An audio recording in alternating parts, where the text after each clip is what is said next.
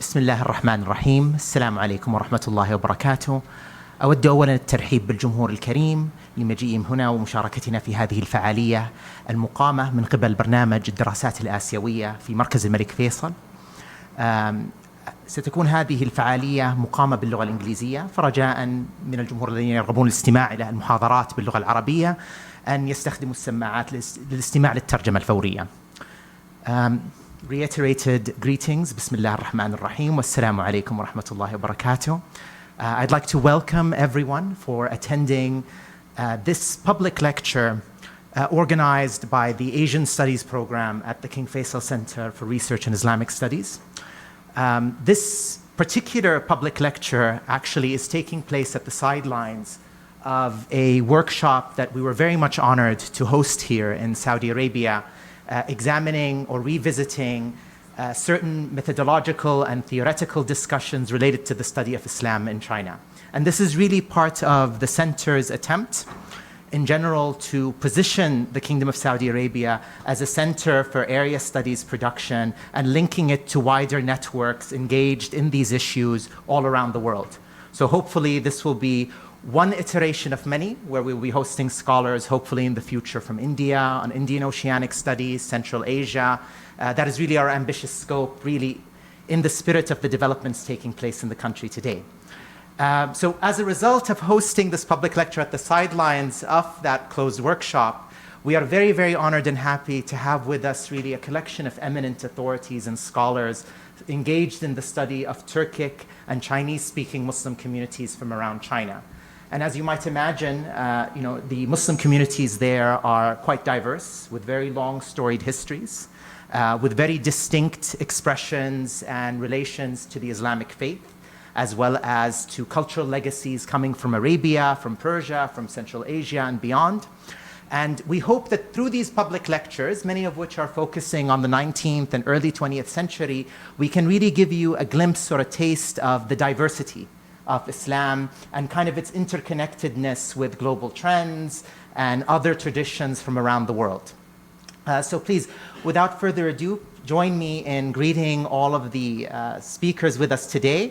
We're very honored to have them with us. And I would like to first invite Dr. Brophy from Australia, who is a scholar on Turkic Muslims in Xinjiang, to come to the stage and begin the lecture. You have 20 minutes.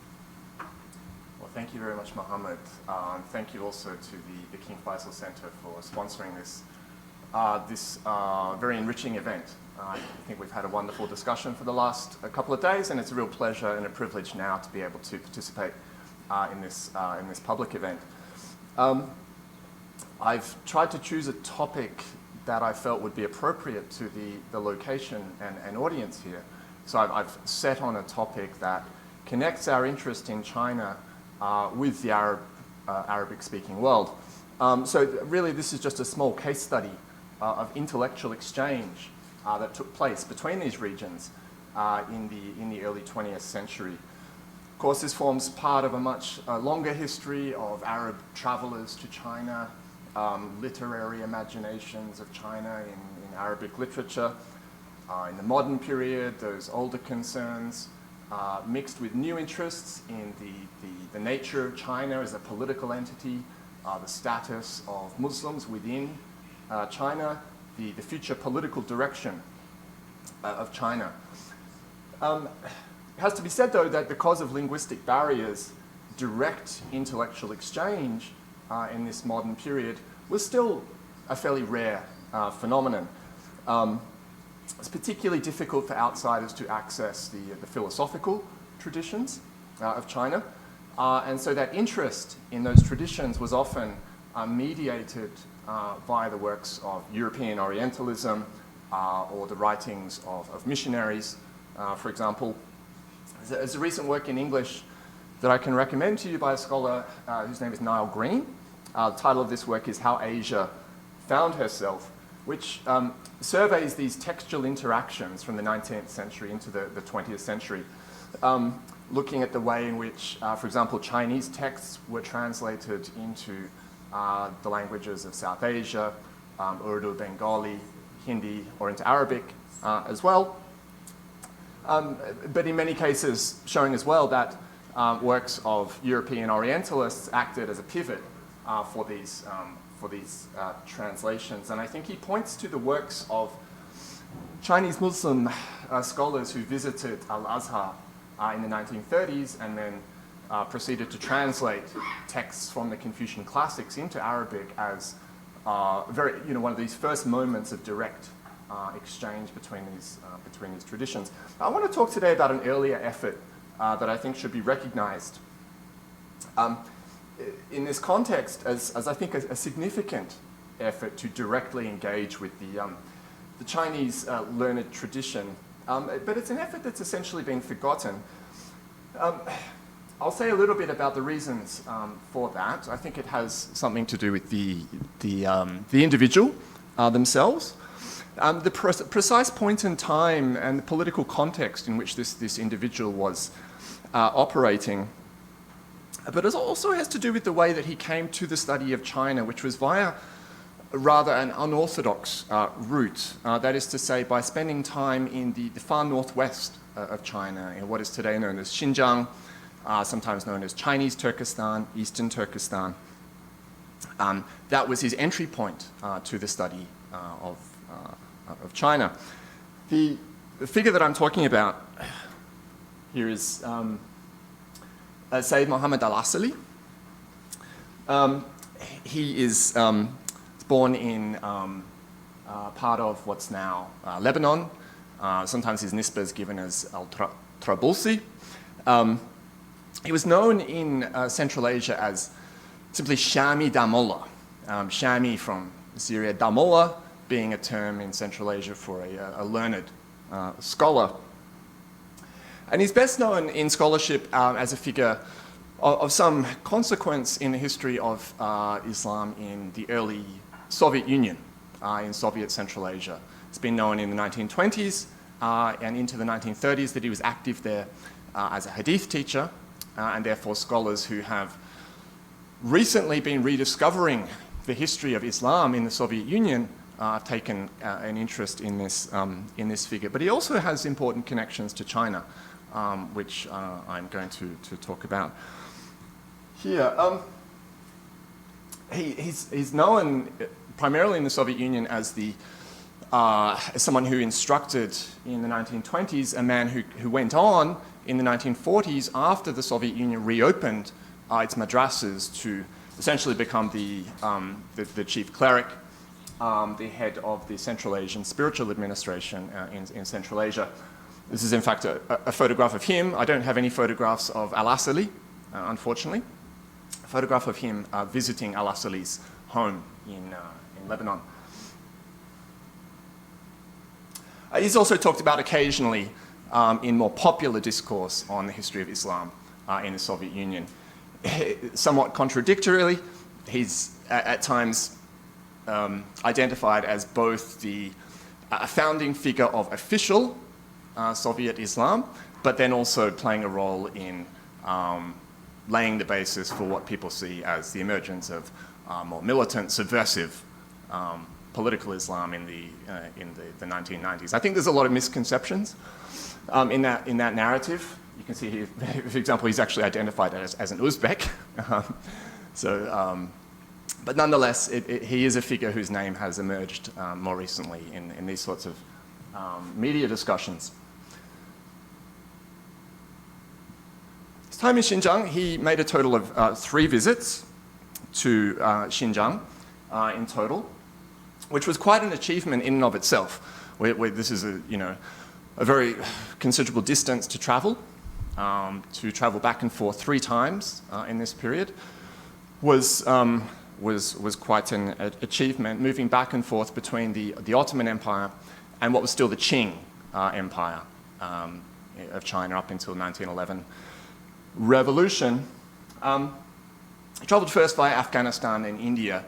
We know a little bit about his studies in India prior to moving to Xinjiang, where he was identified clearly as someone of considerable learning. He established himself as a hadith teacher. He benefited, I think, from the prestige of someone who was a native Arabic speaker, someone also who was, originated from within the Ottoman Empire, which was an entity that in the eyes of local Muslims at this time was, viewed with great respect. There are some interesting questions to ask about the precise nature of his travel. Historians who are interested in narratives of, pan-Islamism, concepts like this, particularly in Turkey, would, I think, imagine a figure like this as, potentially someone who'd been sent on a mission by Sultan Abdul Hamid. There's this certain conception of an organized mission to proselytize and connect the world's Muslims politically in this period. In actual fact, the reality of his travels seems to be something quite the opposite.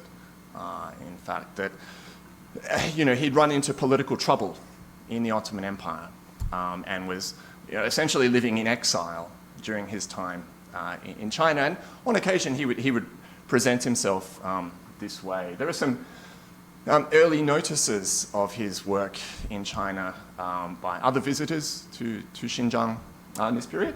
Martin Hartmann, the German Orientalist, for example, met him in Kashgar. And they exchanged some views on Arabic poetry, such topics. But according to Hartmann, Al-Asali actually produced a copy of this anti-Ottoman work, Al-Kawakibi, Tabai al-Istibdad, which Al-Asali actually claimed to have authored himself. So he was in fact positioning himself as something of a dissident in relation to the Ottoman Empire of this period. One story is that he was involved in editing the Arabic edition of this Istanbul publication, Al-Malamat, and that he'd come into trouble with the censors in Istanbul on this basis. I don't have time to go into more detail on these particular points. I wanted to talk in the remaining time about some of his publishing activities along the way in this process of moving back and forth between the Qing and Ottoman empires. The first work that he published was upon returning from his first visit to China, went back to Egypt in 1906, and he published this work, The Law of China, Qanun as-Sin. You can see, I think, from the cover here that he is, he wants to present himself as a traveler, as someone who has, in that tradition of, going to China, coming back, describing the ajayib, vagaraib that, someone has seen. And this is a way, I think, in the intellectual context of the late Ottoman Empire to boost his status as a scholar. And this work was picked up in prestigious journals. It was reviewed by some quite significant commentators in this period, in Al-Manar, Al-Muqtabas, these sorts of journals. This text is, in fact, a translation of a Qing period, a very late Qing period work. And here I have to provide a little bit of historical context on the Chinese side. Some of you may be familiar with the history of the Xinjiang region in the northwest. China, in the 19th century, there was a series of rebellions in this region that, on the last occasion, the rebellion that was led by a man whose name was Yaqub Beg, resulted in a period of about 10 years of independent Islamic rule in this region. When the Qing dynasty was able to retake this region, which was completed by about 1875, it adopted a new policy towards the population of this region. Previously, the attitude had been very hands-off, largely allowing local Islamic elites to handle most of the governance of this community. Thanks in large part to the advice, the recommendations of the Qing generals who had carried out this conquest, the Qing court had made quite a significant shift towards a much more assimilationist policy. Policy that would require local children, for example, to study Chinese, go to traditional Chinese schools, that would attempt to inculcate Confucian values into the population. This was seen as necessary to retain political control of this region. As part of this, there was an effort to translate and print certain significant works that would serve this function of conveying to this community the necessary values, principles that would bring them within the imperial fold. So there was a translation program to translate works from Chinese, or sometimes also from Manchu, which was still a language in use among the elites of the Qing dynasty, to translate some of these works into the local Turkic language, what we would now call Uyghur, and disseminate these texts among the population. So the text that Al-Asali was actually working from to produce his Qanun as-Sin is a book that is known in scholarship as the Li Kitabi. That's the Turkic edition of this work. And that just translates to the Book of Li. Li, here representing the Chinese term for ritual, or ritual propriety. And this Li Kitabi was, in fact, a translation of a work by an earlier Qing emperor. In the 17th century, the Kangxi emperor, one of the two very long ruling emperors of the Qing dynasty, first being Kangxi, the second being Qianlong emperor. A sacred edict was a set of moral homilies, you could say, on classical themes about the appropriate conduct between husband and wife, father and son, filial piety, these traditional values that the Kangxi emperor actually in the rest of China instructed people to read out publicly once a week in the village. So this was an important text in connecting the imperial court to the population. This was something that they were seeking to do in Xinjiang in this period.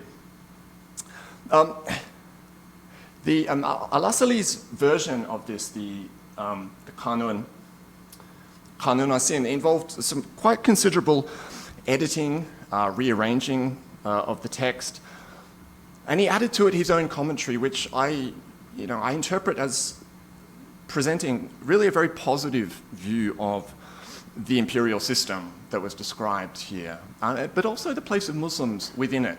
And I find this quite interesting. There are, in fact, some additions that he makes to the text in order to convey this notion that the Qing state is solicitous of the welfare of its Muslim populations. I'll just give you one example.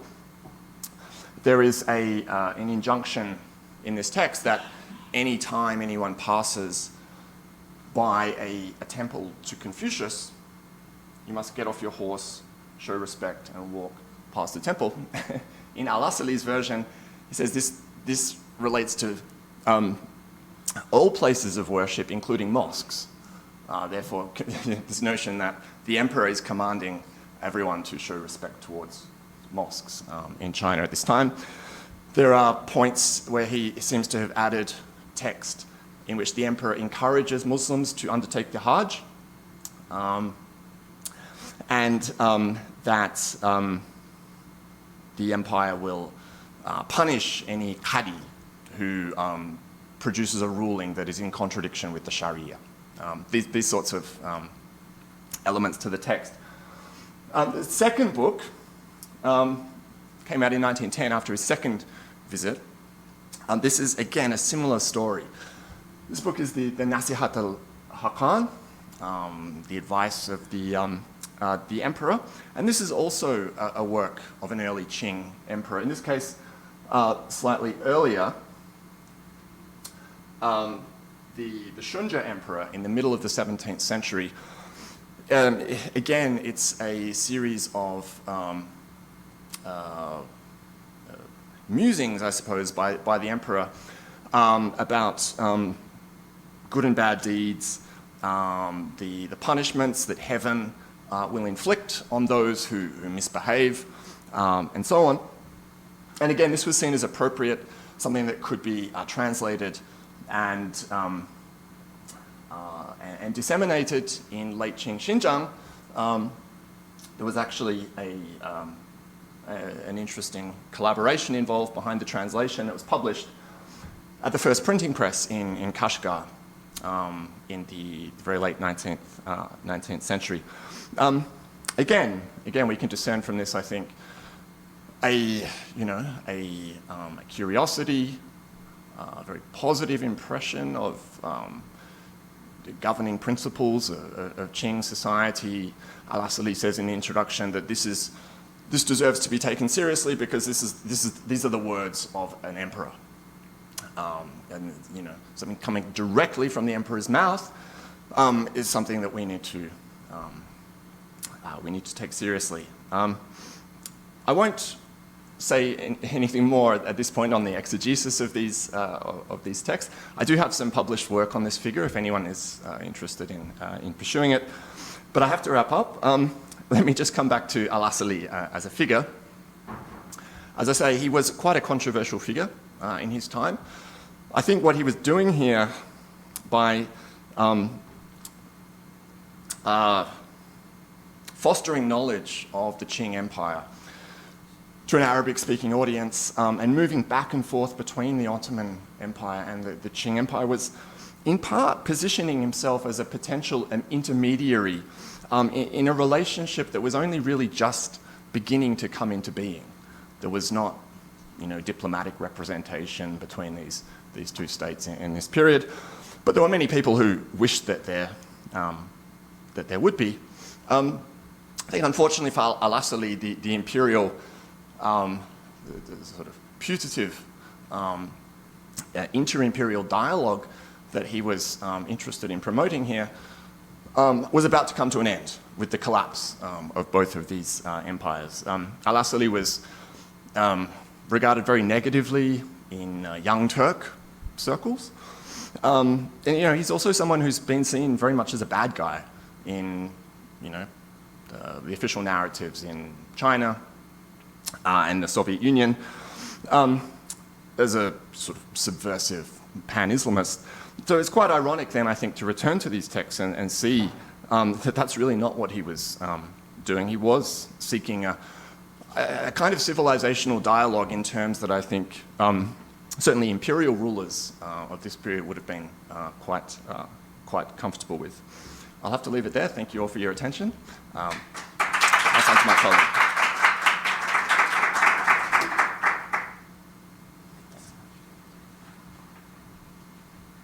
Thank you so much, David. That was a very wonderful lecture. And in fact, it speaks to kind of, again, since you had mentioned Niall Green, we had the honor actually of hosting Niall Green more than a week ago for a workshop here. And his work focuses really on the rise of kind of the age of steam and print, which kind of globalized Muslim communities and tied them to many different parts of the world, including East Asia, which was, again, kind of the focus of our workshop a while back. Now I would very much like to invite Dr. Nakanishi-san from Japan, who is a scholar and an expert on Arabic and Persianate texts in China. and of course the Sufi tradition.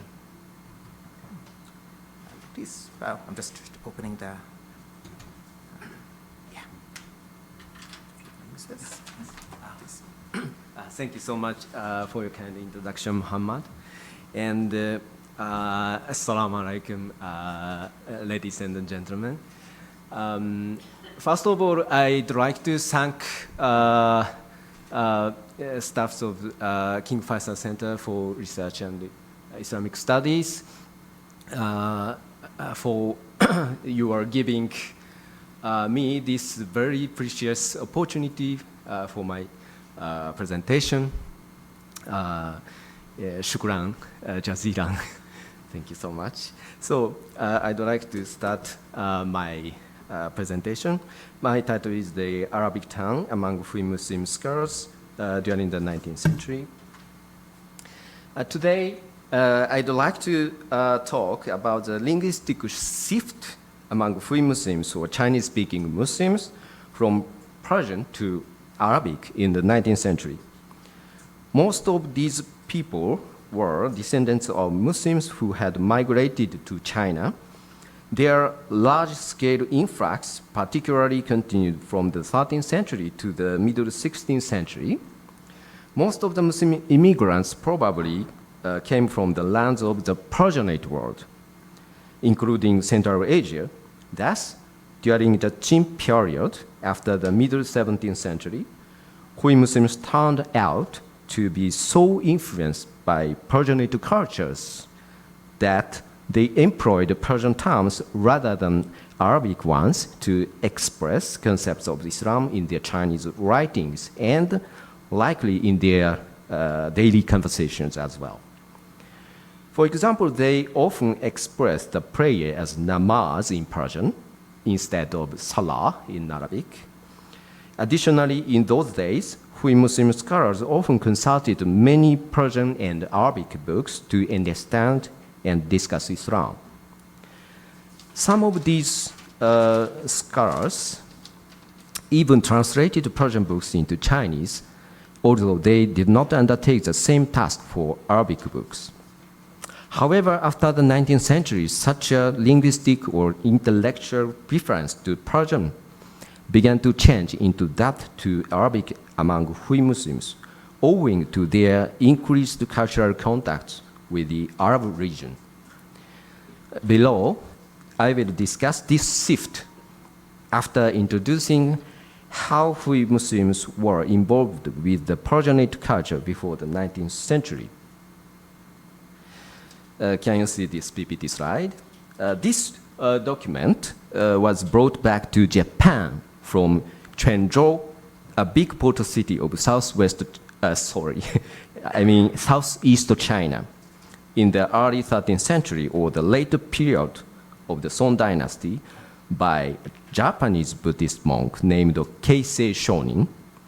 He received it from a Muslim merchant in memory of their friendship. This commemorative gift includes 3 Persian verses, a couplet of Firdousi's Shahnameh, a couplet of Gurgani's Visolamin, and a quatrain improvised by the presenter, a Muslim merchant. These verses attested that the Muslim merchant was familiar with Persian literature. In those days, many Muslims came to China for trade from the Persianate world and the Arab regions by sea. From the 13th to 14th centuries, the Mongol Empire ruled most parts of Asia, including China, and facilitated the movement of people between the East and the West in Eurasia, where the Persian language functioned as a lingua franca. In those days, China saw an explosive increase of Muslim immigrants, especially coming from the Persianate world, including Central Asia, by both land and sea. The large-scale influx of Muslim immigrants into China, especially from Central Asia, continued under the Ming Dynasty founded in 1368, although the massive flow almost stopped after the middle 16th century or the middle Ming period. In this period, from the Mongol age to the middle Ming period, the Persianate culture not only became rooted among Muslims in China, but also penetrated into a Chinese political milieu. In the early 15th century, the Yonra emperor of the Ming dynasty ordered his court artist to draw a picture scroll in memory of a miracle that enhanced his legitimacy. The miracle was made by a Tibetan Buddhist monk. This scroll, as you see in the PPT, includes 5 languages: Chinese, Mongolian, Tibetan, a Thai language, and Persian. The Yonra emperor regarded Persian as one of the prestigious languages necessary for propagating his legitimacy toward the whole world and as a heaven. In the early 16th century, the Janda emperor of the Ming dynasty was called Shah Sulaiman. Please see the PPT slide. This. Dai Ming Han, yani Shah Sulaiman, Imalet Khaled. That is the great Ming Han, namely Shah Sulaiman, built. This Persian phrase is written on a porcelain dish produced in a governmental workshop during Janda Emperor's reign.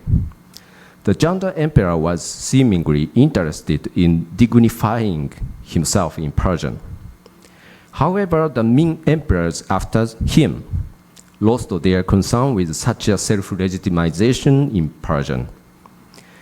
But around this time, that is early 16th century, Hui Muslims or Chinese-speaking Muslims were formed as a group with a considerable population and distribution all over China.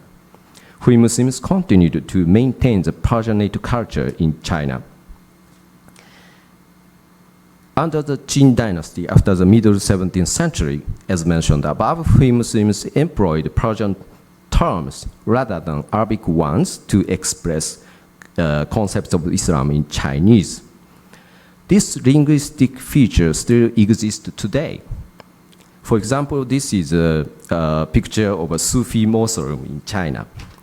Such a mausoleum with a dome has been called Gombe, which is a Chinese transcription of the Persian word gombado, meaning dome. By the way, Gombe, the Chinese word itself, is found in a sentence of the Confucian Analects. The word means surrounding the polar star or naturally obeying a virtuous ruler like stars surrounding the polar star. It compares the Muslim saint to a virtuous ruler whom people spontaneously respect and follow. Hui Muslim scholars sometimes even accidentally mixed their Arabic writings with Persian terms. The Arabic inscription seen in the PPT slide was built in Yunnan, southwest China in the early 18th century. The inscription uses the word salain to express 4 2 years. The word salain combines sal, a Persian word meaning ear, with ain, the Arabic dual suffix in the accusative form. These examples apparently attested that Hui Muslims were familiar with Persian words. However, not many of them were well versed in the Persian language itself. In 1660, the early Qin period, a Hui Muslim scholar named Chan Zhimei, alias Muhammad ibn al-Hakim, compiled a textbook for Persian grammar. Some people say that this is the oldest Persian grammar textbook worldwide. In the preface to this textbook, Ibn al-Hakim said as follows: when the contemporary Hui Muslims could not understand an expression in Persian, Islamic works, Persian Islamic works, because of their poor linguistic ability, they often arbitrarily changed the original text to interpret it forcibly, so that many Persian manuscripts in China became unreadable for those who were well informed about the Persian language. That was why he wrote a textbook to improve such a situation. Ibn al-Hakim wrote his Persian grammar textbook based on a Persian textbook for Arabic grammar. Thus, in his work, he explains Persian grammar using Arabic grammatical terms that he calls easy to understand.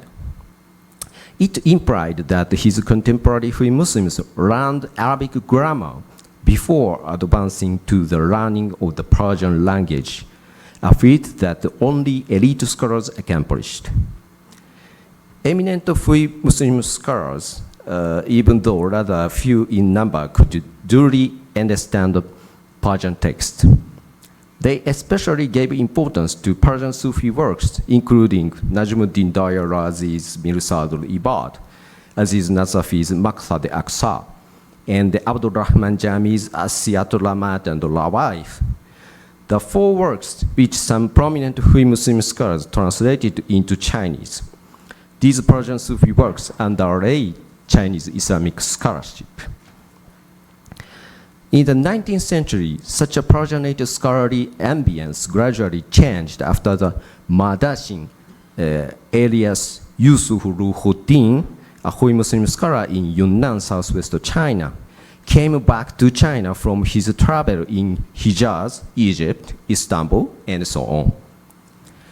He brought back many new Arabic books, including Ibn Arabi's Hususul Hikam and Al-Futuhat al-Makkiyah, Busiri's Qasid al-Burda, and Bursavi's Ruh al-Bayan.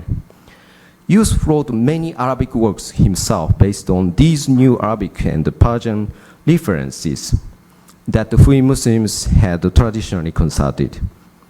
Yusuf's Arabic works were translated into Chinese by his disciples, including Ma'ali alias Ismail. Thus, Yusuf introduced new Islamic teachings from the Arab region to China. For example, one of his Arabic works copies Ibn Arabi's theory about the disappearance of pain from sinners eternally chastised in hellfire. Moreover, the same work apparently mentions a theory similar to Ibn Taymiyyah's about the disappearance of hellfire itself, which is contradictory to Ibn Arabi's.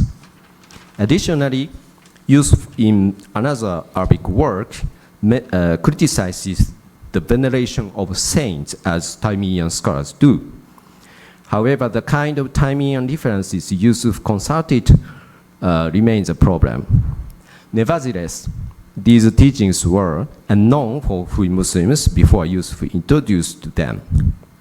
Besides, one of the new ideas that Yusuf inspired into Hui Muslims was that the contents of Persian books were often questionable.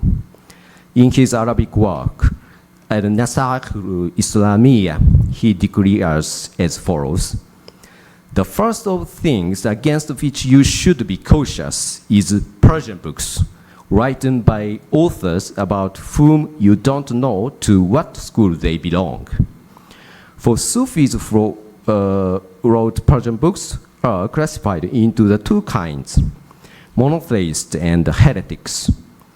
The heretics are ones who mix Islamic knowledge with the results of the study of philosophers. These people among monotheist Sufis are compared to Mu'tazilite and Shiite among Sunni theologians. This advice symbolizes the Arabic turn of scholarly preference among free Muslim scholars. Before Yusuf, we can only find a few Arabic and Persian works written by free Muslim scholars. One of Yusuf's disciples, Ma Lianyang, alias Muhammad Nurul Haq, compiled an Arabic textbook for the Persian grammar and a Persian manual for novices regarding Islamic theology and jurisprudence. However, as far as I know, Hui Muslim scholars after Muhammad Nurul Haq did not write any Persian work. Rather, they increasingly wrote Arabic works. Muhammad Nurul Haq also wrote some Arabic works other than the Persian grammar textbook. For example, he wrote Sharhul Lataif, an Arabic commentary on the Chinese Islamic work that Liu Zhi, a famous Hui Muslim scholar, had written based on Ibn Arabi's ontological theory called Wahdatul Wujud, or oneness of being. Another of Yusuf's disciples, Ma'anli, alias Ismail, did not write any Arabic work, but he compiled a Chinese annotated translation of Busiri's Qasid al-Burda, utilizing Bajuri and Harbuti's Arabic commentaries on it. Before Ismail, there was no whole translation of an Arabic work. That Chinese annotated translation of Qasid al-Burda was titled Tianfan Shijing in Chinese, meaning Book of Odes in Arab. Shijing, or Book of Odes, is one of the 5 Confucian classics.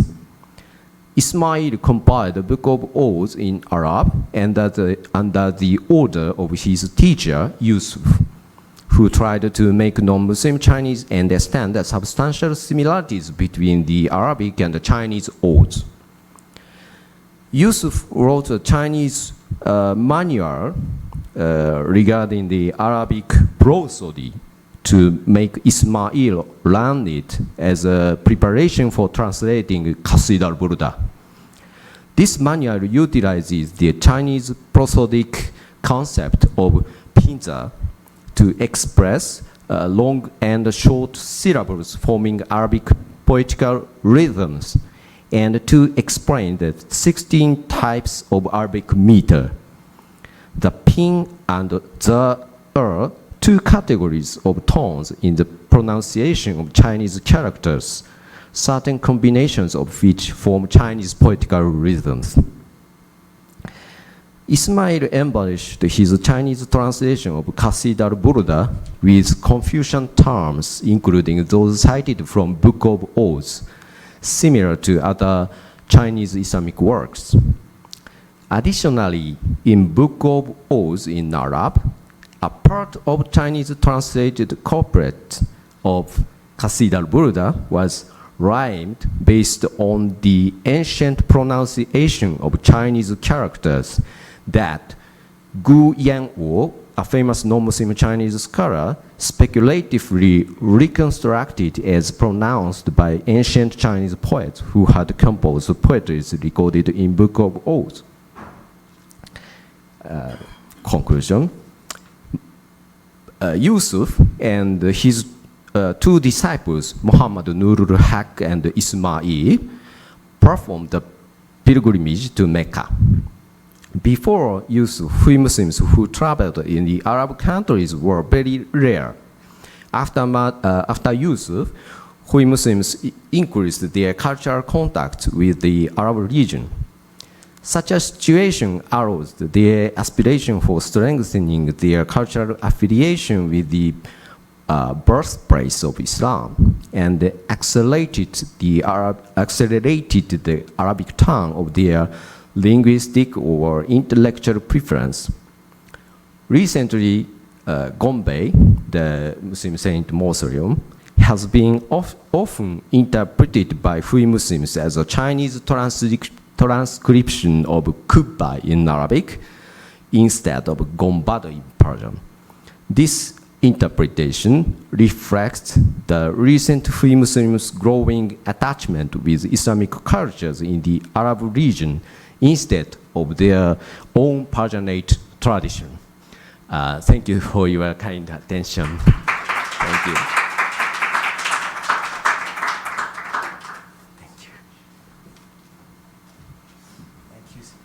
Thank you so much, Dr. Nakanishi-san, for that excellent talk. And actually, the process of kind of the shift to Arabic continued to accelerate into the 20th century. especially as increasing numbers of many Chinese-speaking Muslims went to places like Egypt, particularly to Al-Azhar, came back and established a lot of modern schools. And this shift actually is still an ongoing process, kind of uneven all across China. So it's a very interesting development. Now, we began with looking at the northwest in Turkestan with David, and then we went down to the southwest in Yunnan, and we'll now go back to the northwest with Dr. Thiker, who is a scholar of the regions next to Turkestan or Xinjiang, namely Gansu and Qinghai, a region that is very close to my heart as well, and my focus of research. Please join us, and I will. Right. So first of all, I would like to say thank you for having me here, and thank you for the invitation from the King Faisal Center, and thanks also to Mohammed for so ably organizing this, and everybody else who has assisted with bringing us all together in this place. It's been a really fantastic event. My talk is in some respects a little bit different from those that have preceded it, in that the question that I'm really taking on today is sort of the question of China's Islamic geography of the Northwest. So, if you look at this map, which is quite simply just a map of modern religious traditions in China, you can see a couple of things from this. So the green are Islamic sites, basically. And from that, you ought to be able to tell that basically there are Muslims found all across China, but there are concentrations in a couple of places. Now, of course, one of those would be Xinjiang, with the Turkic Muslims, of whom Professor Brophy has spoken a little. But there's a couple of other concentrations of population as well, and primarily those are found in the northwest of China, in the provinces of Gansu, Qinghai, and Ningxia, although there are also significant concentrations of Muslims in Yunnan, which I am not going to talk about. Now, many of these communities are very, very old. Indeed, some of the oldest buildings in the regions that I myself study are in fact mosques. But I want to ask questions today about basically how that geography came to be formed and its links to fairly recent historical events. And the region that I'm particularly interested in is this region known as Hehuang, which kind of lies across the borders of modern Gansu and Qinghai. And in particular, I'm interested in this place, Linxia. In older texts, it's known as Hezhou, and in a lot of my work, it appears as Hezhou because that is the old name for it. But Linxia is famous these days as what is known as a little Mecca within China. It's famous basically for the number of mosques, for the density of the Islamic traditions that are there. But really, you need to ask why that is. Because Linxia is, from other perspectives, quite a small town. It sits at the edge of the Tibetan Plateau. It's on some of the trade routes, but it is not a capital of a province. It is not a place, perhaps, that when you first arrive in China, you think, ah, yes, I must go to Linxia. That is the place to be.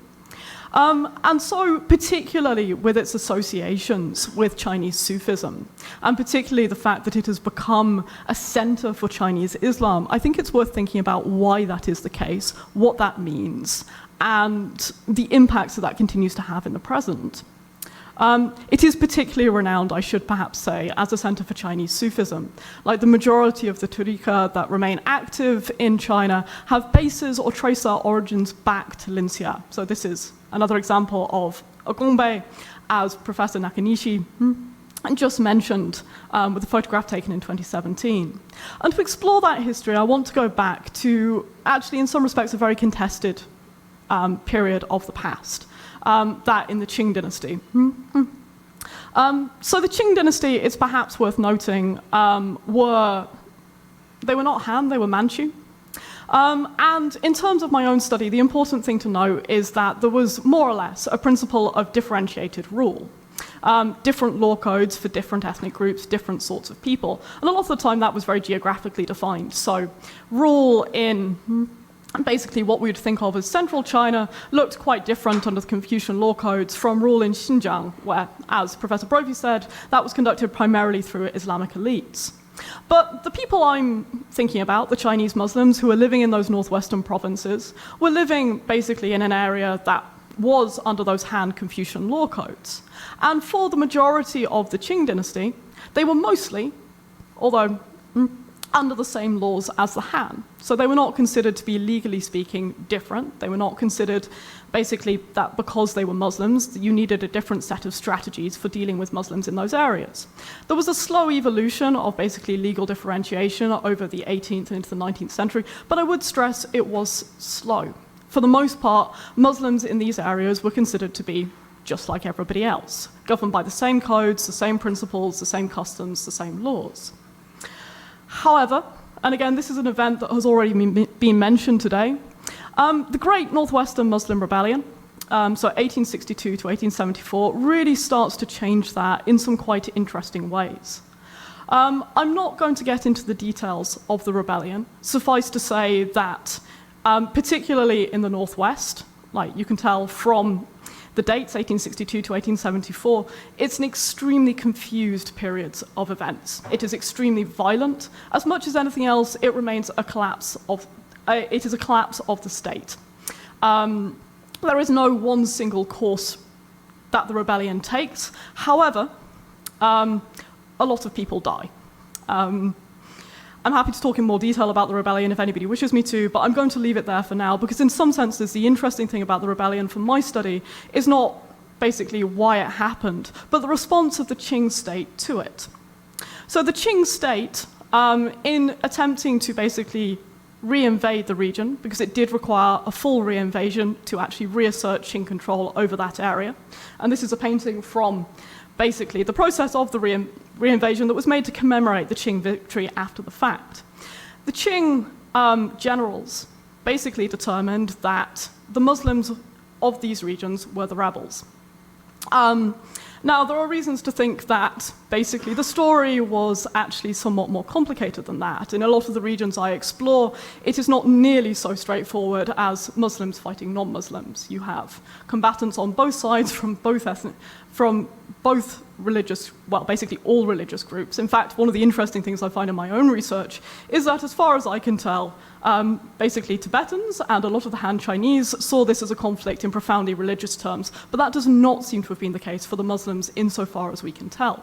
But nevertheless, the determination of the Qing generals was that it was the Muslim population of these regions that were the rebels. And to deal with that, to ensure that the region was going to be made safe, to ensure that basically the reconquest was going to be secure, they put in place basically a different series of determinations about how to deal with this. So from the writings of the general who led that reconquest, Zhou Zongtang, the way to deal with the Muslims cannot be like the approach used for the Taiping nor for the Nian. These are other rebellions that took place in this period in China. When the Taiping cut their hair and the Nian give up their weapons, then they are no different from ordinary people. But the Muslims are not like this. Animosity between them and the Han runs deep. They do not intermarry, their temperaments are different. In appearance, they are also different. Put even one Muslim in a crowd and ask the locals to identify him, and they will find him. And so to deal with this, Zhou did something that really had not been done to this extent in Chinese history previously. He produced a different set of ways of dealing with Muslims and a different program of cultural transformation in order to basically make this area, in his terms, safe, to ensure that rebellion would not happen again. This is a photograph of basically Qing troops quartered in the region taken in 1875. But, again, to go back to that question of Islamic geography, the first thing that Zhou did was basically to decide that for this to be safe, Muslims and non-Muslims in the interim, before cultural transformation could basically occur, would have to live in different places. And so to that end, in the wake of the rebellion, tens of thousands of people were resettled into new areas. And so to return to this map, basically of Islamic sites across the northwest of China, you can see that broadly speaking, there are two areas in which there are very, very few Islamic sites today. And that is because these were the areas that Zhou decreed were not to be for Muslim settlement. So Muslims who were living in Shanxi and in the Heshi corridor were, I mean, to be fair, Muslim communities suffered extensively through this rebellion. Many, many people died. But those that survived were asked to resettle into these areas, Hezhou and Ningxia. And that is why we have these concentrations of Muslim population in these particular areas. This is something that is stark enough that to this day, if you map particularly the area immediately to the east of Hezhou, In Zhou Tang's writings, he decreed that Muslims must live to the west of the River Tao. You can see the River Tao in this image. To this day, we have an area to the west of the Tao that is in many respects quite densely Islamic. It's covered in mosques, it's covered in gongbei. To the west of it, there is nothing, or there is precisely two sides, and I'm happy to talk about what those are.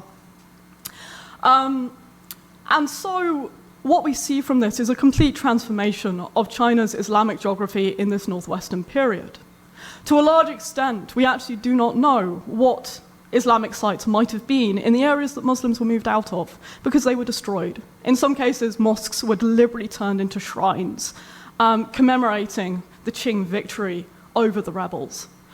In many cases, they were simply wiped out entirely. We know that the province of Shanxi, prior to this period, had a very lively Islamic community.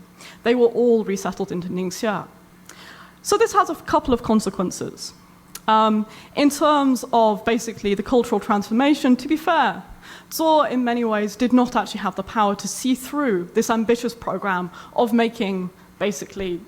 ensuring that Muslims studied Confucianism, of schooling, of basically ensuring that from a governance perspective, Muslims behaved like everybody else around them. However, that program was very much stillborn, but it was put onto the books, it was tried. However, in many respects, the idea of Chinese Muslims as different, particularly in the Northwest, was henceforth written into law and daily life. Controls were put on Muslim movement, so they were allowed to reside in Hezhou and in Ningxia, but to travel outside of that, formally speaking, there was a system of ticketing and passes that applied only to Chinese-speaking Muslims. In many respects, again, that system is never fully put into implementation. It can't be, it's too much work. But the system remains there on the books to be used, basically, at any point where something is perceived by the Qing to be a particular problem. And I think, in many respects, this is the start, or perhaps the confirmation, of a process by which Muslims, Chinese-speaking, in China come to be seen as more of an ethnic group than simply a religious group. Increasingly, it is written into the approaches to them that Muslims are going to be different. They're going to need different policies to deal with them from the surrounding population. It also does an interesting collection of things to basically memorials of the rebellion, because there is simply a lack of space for Muslim narratives in those accounts. So the Great Northwestern Rebellion, personally, I think it's significantly more complicated than a Muslim rebellion, but the only story that could be told about it by Qing officials writing the history after it was that it had been one of those. But there's something more interesting as well that happens to Linxia, Hezhou, as a result of these transformations. As you saw on my maps, that is left as a densely Islamic area in many respects. In some respects, it actually becomes more Islamic as a result of the rebellion because of the way in which people move into that area. More Muslims are settled in there. Han, who had been settled in that region, move out. But alongside that, effectively, you have a process whereby because this is the only set of Muslim communities that have not had to rebuild, this area, basically because the Muslim leaders surrender in good time, are able to keep their communities, their mosques intact. It becomes the site of effectively an Islamic revival in the 19th century. Protected by powerful Muslim leaders who have strong connections to the Qing state, mosques are built extensively across this region in the late 19th century. Those same leaders invite teachers from all over the place. The Sufi orders re-establish themselves around that place. New ones arise. Those same leaders, empowered by the connections to the Qing state, many of them become wealthy in the post-rebellion period, are able to sponsor new pilgrimages to Mecca. New teachers coming into the area. We have records of teachers from Bukhara, of quite mysterious people who are picked up peddling Qurans in the late 19th century. It's a very dynamic area. That is not to say that this is necessarily always uncontested. In Linxia, you see the emergence between basically these very dense orders, the different traditions that are now arriving in that space and establishing themselves, and the connections to a wider world. A series of contestations over what basically Islam ought to be in this space, what it ought to look like, how people ought to behave. And those are contestations that have real meaning and that do basically later lead to quite a lot of violence between different groups. So it is not to say that this is necessarily a happy story of revival, but it is an extremely dynamic one. And it's one that I think needs to be recognized as a key part of that history of Islam in China. And so to emphasize that, I have here a stele that commemorates post-rebellion mosque rebuilding, led by one of those leaders, sort of the Han Family Market Great Mosque, which records basically how those Muslim leaders in that post-rebellion period were able to use their influence to construct effectively a little Islamic space within that broader context of a post-rebellion landscape, where mosques were built across that community in that period. The majority actually date from the late 19th century, as each community established its own place of worship in the hills. I don't know that I necessarily have any particular conclusions here, beyond to say that I think, particularly in thinking about the history of Islam in China, it's important not to take things for granted. It's very easy to look at Linxia and assume that it has always been this important in the history of Chinese Islam. And I think the history of the Great Northwestern Rebellion really demonstrates that over the course of the 19th and 20th centuries, the violence, the ways in which ideas of being Muslim in China have changed in their significance, both in terms for those communities and how they were viewed by everybody else. I think it's important not to fall into path dependency. There are big questions here about what basically Islamic landscapes in pre-19th century China used to look like. We cannot assume that because this is where we have Sufis now, this is only where Sufis ever were. I think those networks should have been much bigger and much wider. And it's also a brief insight into, I think, the dynamism of the scene and its contested nature. Basically, Islam in China is fascinating, and there's so much more work to do. Thank you very much. Yes, that was a really wonderful talk, in fact, and I think a lot of the themes that these different lectures touch on are really very much expressive and reflective of the dynamics of the 19th and early 20th centuries that are affecting Muslim communities, not just in China, but everywhere around the world, right? Changes in state authority and power and its relationship to these communities, violence and uprootment, and increased mobility, whether mobility that's enabled by steamships and railways or mobility caused by violent resettlement, right? Reimagining space and population. So we have around 10 to 15 minutes. We'd be very happy to take questions. Please keep your questions related to the lectures themselves, although if you want to ask broader questions on Islam in China, I think the honored scholars here would be welcoming of it. Just please tell us your name, institutional affiliation, and we'll get a mic to you. Oh yeah, I think so.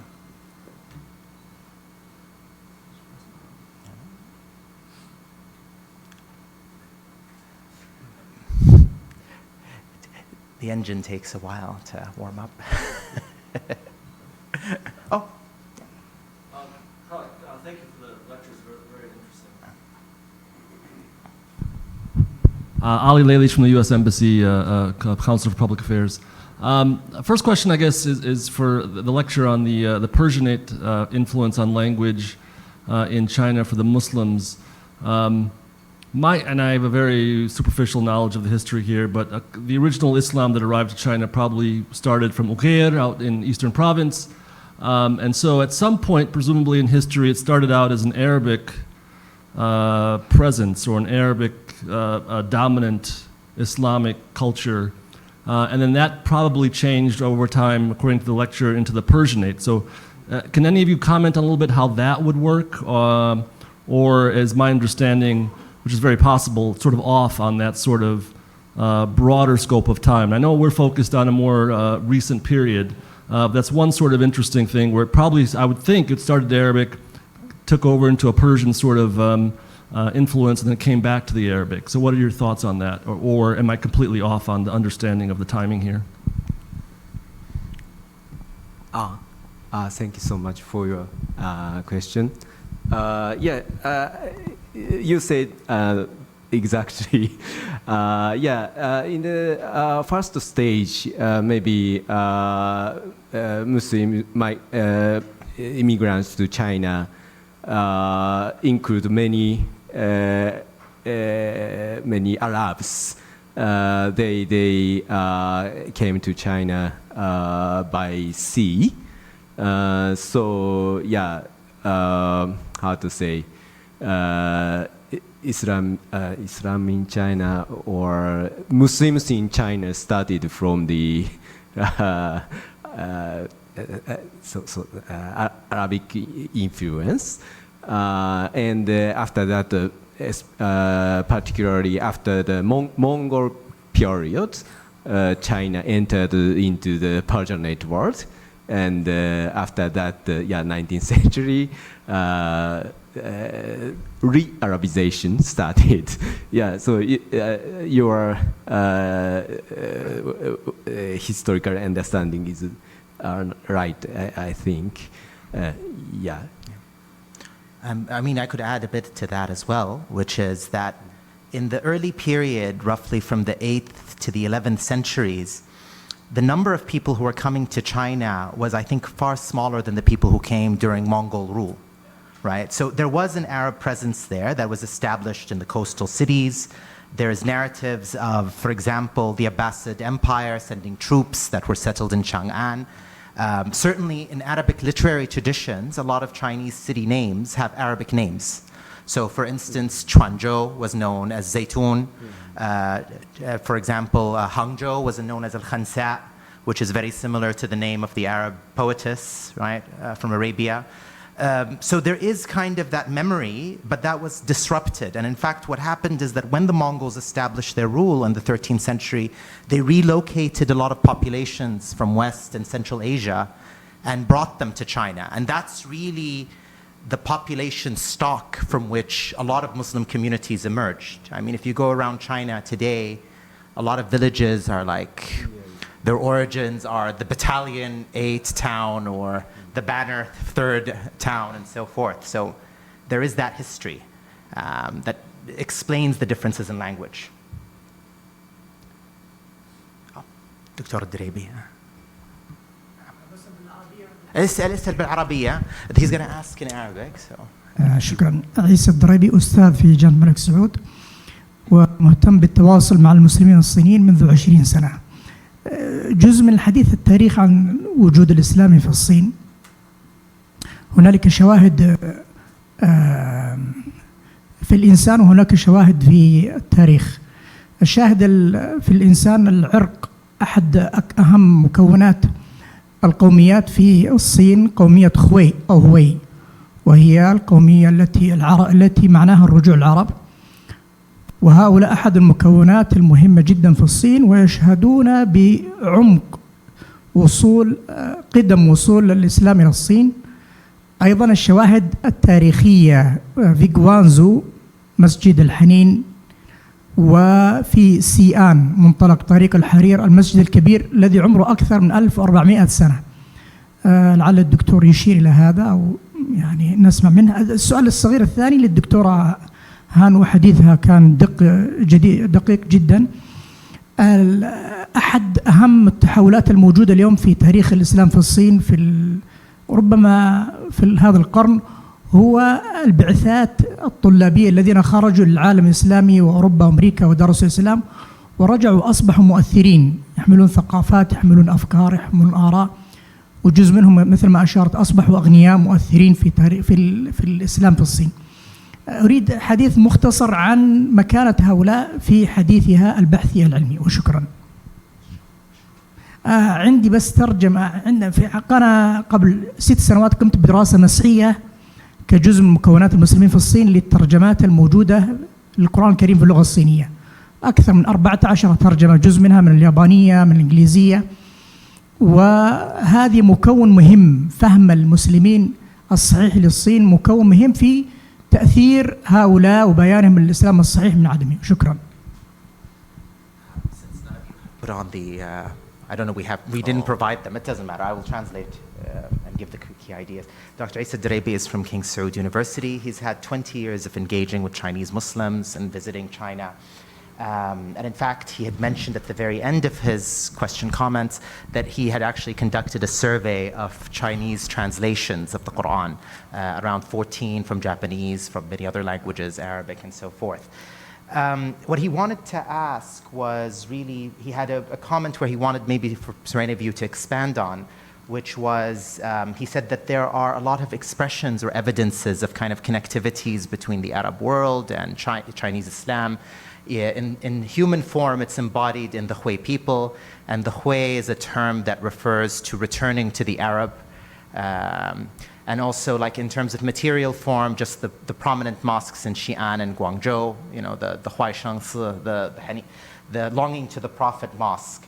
And then, of course, his second question was asking if you could expand a bit on some of the student missions that had gone to the Arab world and had returned to China, and to talk about their impact as well as their status within Muslim communities there. So anyone who would like to wade into these two comments and questions.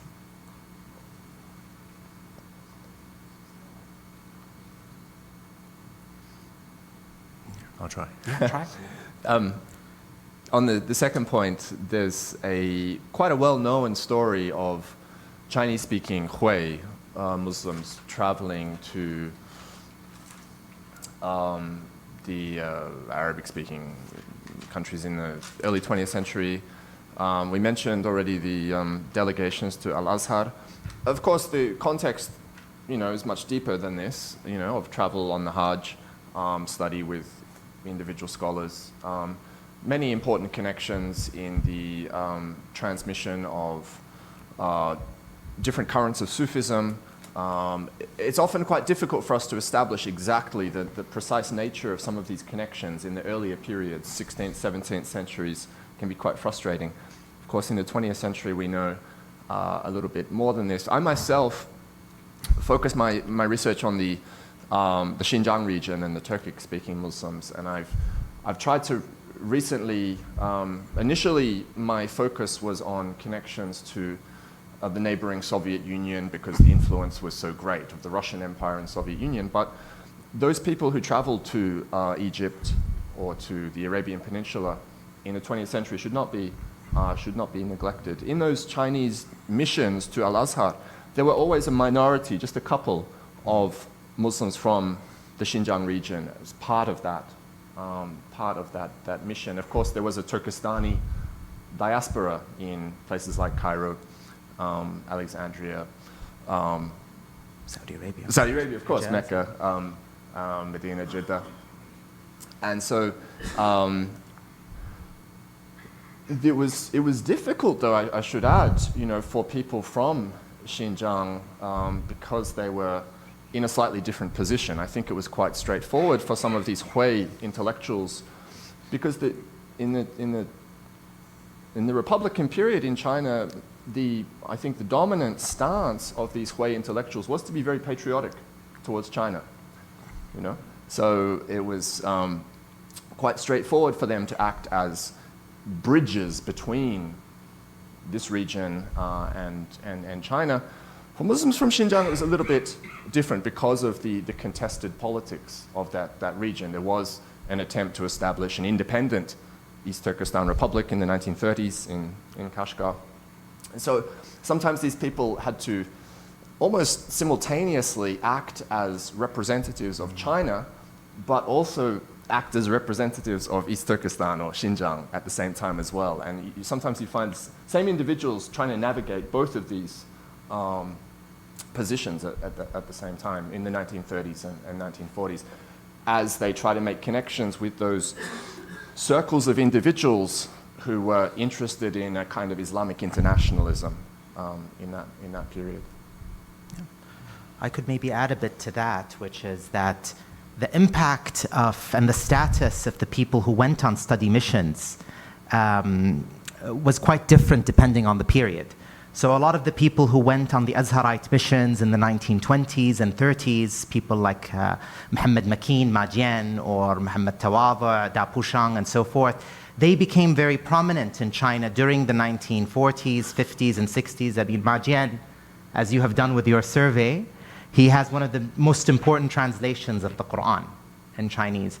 But he was also one of the big founders of the Arabic language department in Peking University. So they also played roles in the development of Arab studies and Arabic language in China. But of course, this generation also went through a lot of suffering during the Cultural Revolution, and their impact is uneven. Like, some of their writings are well received among Muslim circles. Some people reject it. So, for example, Ma Jian's Quran was burnt in some places in the 1980s, in places among Muslim communities in China, because people thought that he was introducing arguments of tajsim, because of course a lot of the people in northwest China are Maturidis, so their interpretation of the Quran is that for Yadullah, Wajhullah are not actual characteristics, but they're just simply expressions, metaphoric expressions. And so people burnt them because they thought, oh, these were anthropomorphic, mujassima interpretations of the Quran. So their impact on Chinese Islam is very complicated, right? It's the same with the people who came to Saudi Arabia, to Medina University from the 1980s onwards. A lot of Chinese Muslim communities rejected them because they thought they were bringing Salafi teachings, for instance, right? And some of them actually didn't have the big cultural impact like the Azhari study missions, because a lot of them, for example, never ended finishing their teachings in Medina University. I had a chance to go to the institution. A lot of them would spend 1 or 2 years, they study the Arabic language, and then they go into business. Some of them have become wealthy, but not as impactful in terms of religion, right? So it's complicated. We can take, I think, one last question, or do you want to add anything to the comments? I was just going to add, for the earlier period, and I'm sure you know this as well as I do, and probably better, particularly with the Sufi masters, there is a strong tendency to mythologize sort of journeys to the heart of the Islamic world. In some cases, we're not even entirely certain, like, whether the myths say are necessarily completely true. Like, we don't always know where those Sufi masters journeyed to. But within sort of the landscape of particularly sort of 18th, 19th century Islam, there was a real power in basically having a direct personal connection, of having made sort of that journey, that pilgrimage, and having returned with new texts and new knowledge. Like, that gave sort of the religious charisma necessary to found a tariqah within that. There's always been sort of like searches for connections to sort of figures from a wider Islamic world. It's one of the ways of kind of assuring, I guess, a sort of legitimacy within that space. And so there's always been this distinct sense of the Arabic world as a center that the Hui must try to reconnect to, even though I think at the point where we actually have more connection, sort of from the late 19th and 20th centuries, of course, that in some respects becomes quite difficult sometimes. It is uneven in its impacts, as Mohammed has said. But the myths are really important in how those communities see themselves. I think we're actually kind of reached the concluding time for this session. Okay. So what I would suggest is that we take a break for 10 minutes and then reconvene at 1:40 for the next two speakers. Thank you again. And now, again, we will go back to the northwest of China, where it's really kind of the thoroughfare of a lot of textual exchange and Muslim developments historically. And the coming lecture, which will be given by Dr. Hill, will be focused on one expression of what we could call maybe Muslim reformism in the early 20th century and Muslim revivalism, as there were many traditions of reform that affected the Northwest, whether, for instance, Tajdidi Hanafism or Salafiyya, or critiques internal to the Sufi tariqas. And here we have a very unique particular approach to reform of the Shidaotang, or the Han Shui Pai, the Han study group, as one particular translation of it. So please welcome with me Dr. Hill from France, who is an eminent scholar on the Shidaotang. Now open for you the...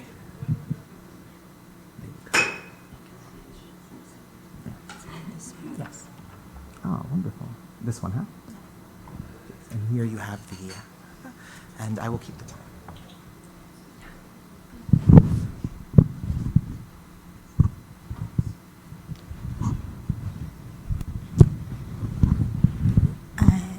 I start? Okay. So before starting, I would like to express my deep gratitude to King Faisal Center for Research and Islamic Studies and Mohammad for all the organization and your hospitality. So thank you very much for that. And I would like also to thank our translator because he's doing a huge work now. So thank you very much. So for this panel discussion, I propose to discuss one of the facets of Islamic history in China through the case of the Siddhartha. This Chinese Islamic movement appeared very late, at the very end of the 19th century. In the first part, I will present,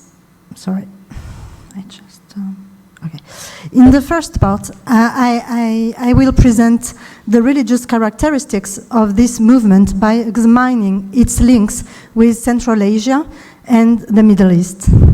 In the second part, I will focus on its socio-economic developments during the first half of the 20th century. The last part will explore Siddhartha's members' involvement in the implementation of Muslim educational reform in northwest China. So here is a map. So Hannah, Lintran is here, and Linxia is here. So Anna spoke about Linxia, and I am just to the south in Lintran. Here is the Tao River Hannah was speaking about. And here you have Hezhou, the place she presented. And here is Lintan, called Taozhou during the 19th century. So here is the Chinese, we can say the Chinese culture over there in the east, and here are Tibetans. So we are on the Sino-Tibetan borderland. So, to this day, scholars lack sufficient historical evidence to describe Islamic practices during the imperial period in a comprehensive manner. We do know that Chinese Muslims oriented themselves toward Orthodox Sunni practice belonging to the Hanafi school of law in late imperial times.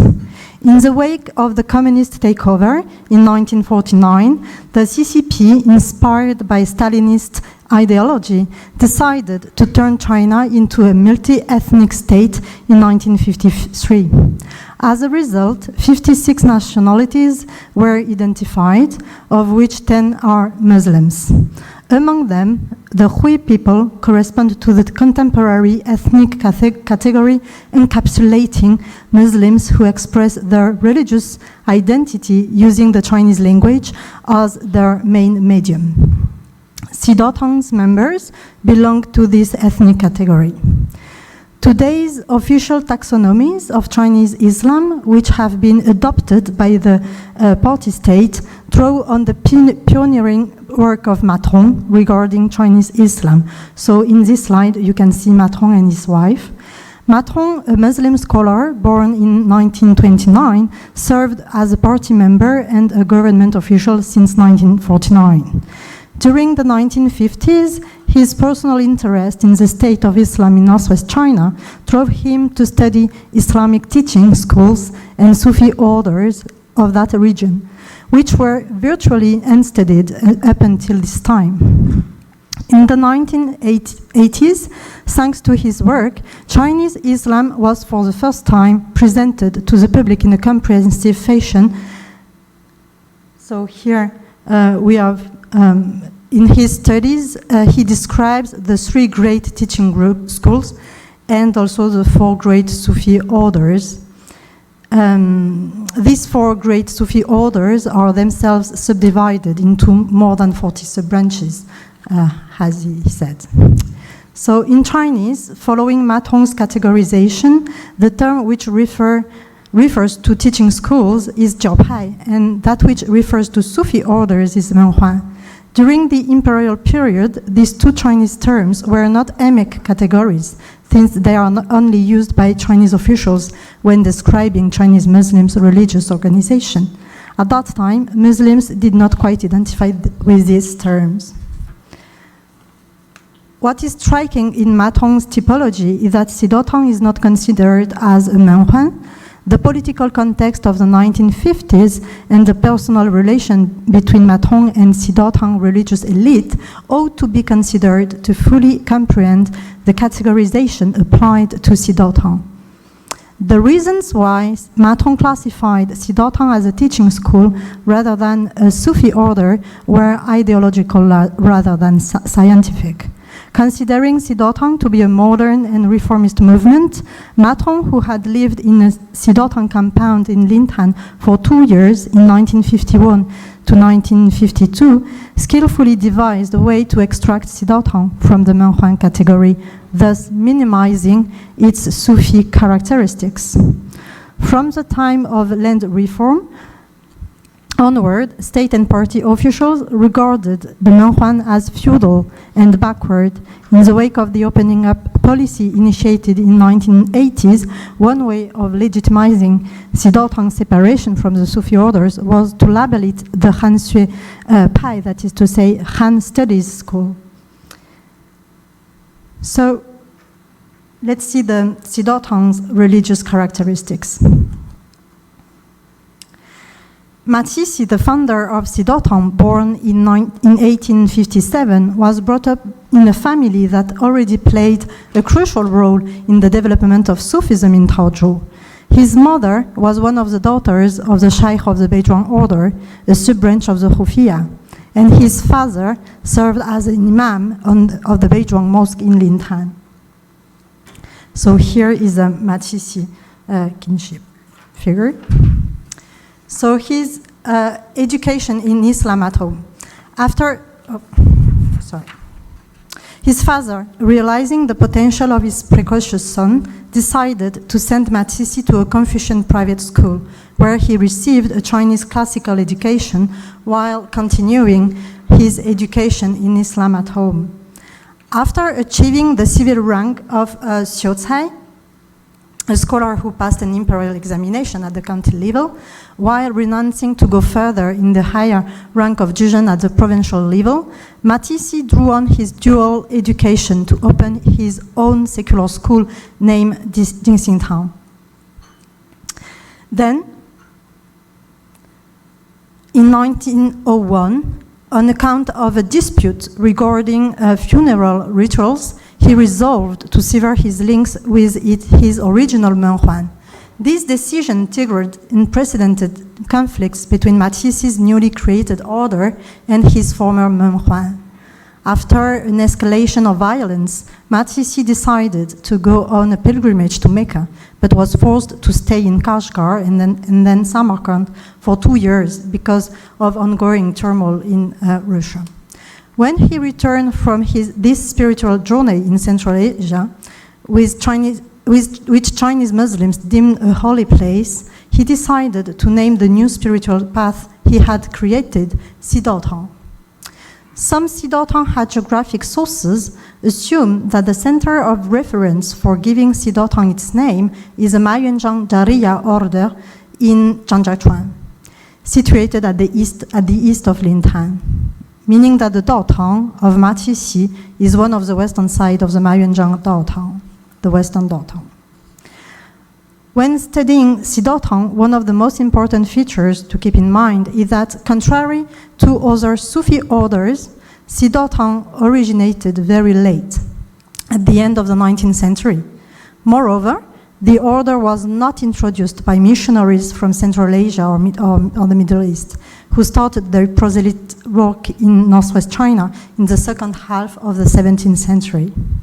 Chinese Islamists thus considered Sidotong to be a genuine product of Islam in China, that is to say, the first manifestation of a rooted Chinese Islam. From a liturgical point of view, Sidotong shared the same basic text with other Sufi orders. So here are the three main texts. We can go back to that later if you want. So that is one of the Chinese translation of the Muhammad. In the same way as other tariqa, the goal of the path in Sidotang is to move closer to God and to reach the hakikat by following the three paths or three vehicles.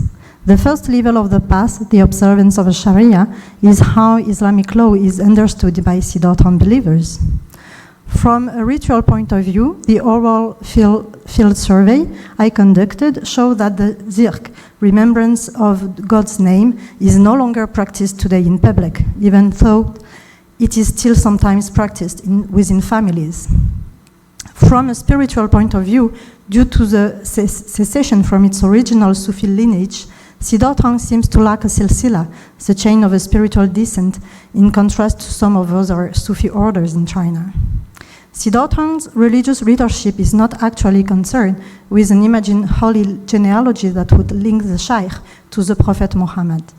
Nevertheless, they emphasize the intellectual genealogy that links Matisi to Liu Zhi, a renowned Muslim Neo-Confucian scholar. One of the reasons for this unique perspective on spiritual lineage might be that the transmission of charismatic power inside this Islamic order is based on merit, like in the Jariya before it. As a result, Sidotang's 5 generations of saints were not chosen using a hereditary criterion. In any case, the cult of the saints has endured until today, and believers still visit the tombs during religious festival, commemorating days and for ordinary life matters. Sidotang's shaykh graves lack any built structure, contrary to other Sufi mausoleums, like Anna showed precedently. So here are the tombs of the saints. And here is the tomb, the Gombe of the Beizhuang Menhuan in Lintan, in Dazego. And here is the visit of the tomb during the Ramadan. And here it is during a religious festival to commemorate Matisi death. So now I will move on another way of thinking about the Sidotang history. That is to say, Sidotang economic development during the Republican period. The literature investigating Sidotang usually focuses on its economic activities in Amdo during the Republican period. Indeed, the 1930s, 1940s can be considered Sidotang's golden age. In an unedited document, Robert Egval, you can show him here, he is a missionary in the Tibetan regions, but he was a very good witness of what happened in Lintan during the 30s and the 40s. So Robert Egval, missionary and anthropologist, described Sidotang's compound as a well-run society when he referred to its collective socio-economic structure. So what he said is he, naming Matisi, was also a communist in the primitive untainted by Marx's sense of the word, and the sect was organized accordingly. Upon acceptance, the convert turned in all his wealth and then found a level of work and activity according to his skills and capabilities, and received a living that matched that level. With an ample agricultural base and numerous artisans and craftsmen to give it a high level of autarky, the sect adventured widely in trade that extended its interest from central Tibet to eastern seaboard with phenomenal success. The man at the top, with a strangely success disinterestedness, no one could accumulate a private stake, made plans with daring and foresight. Furthermore, and most surprisingly, from the scores of members whom I had known over the years, I had never heard any complaints about the distribution of benefits throughout all levels of the organization. A well-run society, I explained to Eva as we reached the big gate of the Taoju New Sect compound. The compound is this one. this place is where the socio-economic organization of Sidotang was undertaken. As a matter of fact, some faithful used to live collectively inside these large compounds, like this one. This one is the huge one in Lintan, while others choose their dwelling outside the collective structure. The economic organization of this community was grounded in 5 sectors: agriculture, forestry, livestock farming, manufacturing, and trade.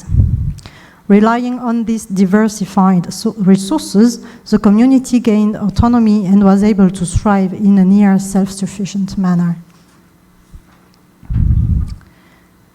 So here we have the compound, and the mosque is here.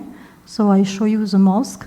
That is a picture taken in 1949 with all the Jamati of Sidotang in Lintan. So that is the Mosque of the West.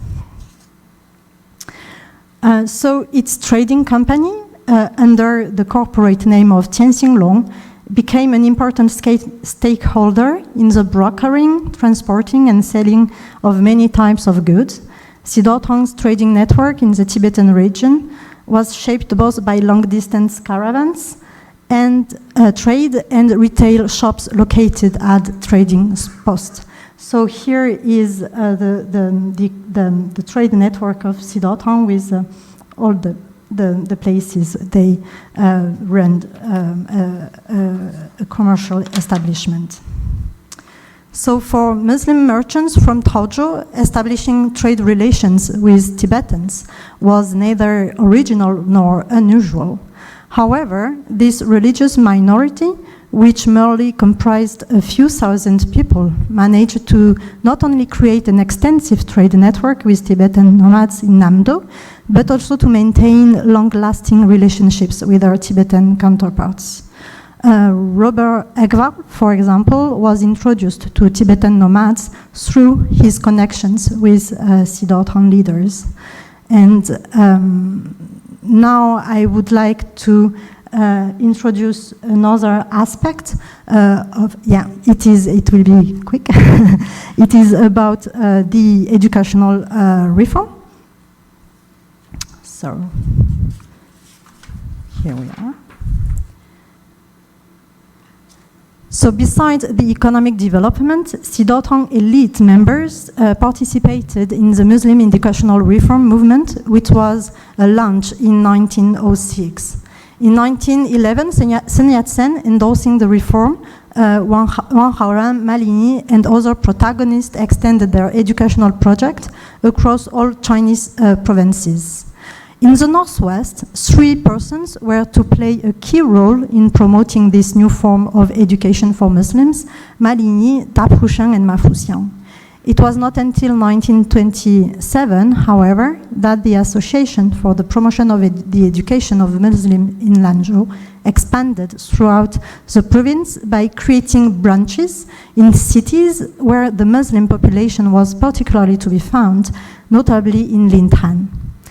Because of the critical economic context, the reform of Muslim education in Gansu province could only rely on local leverages and individual initiatives.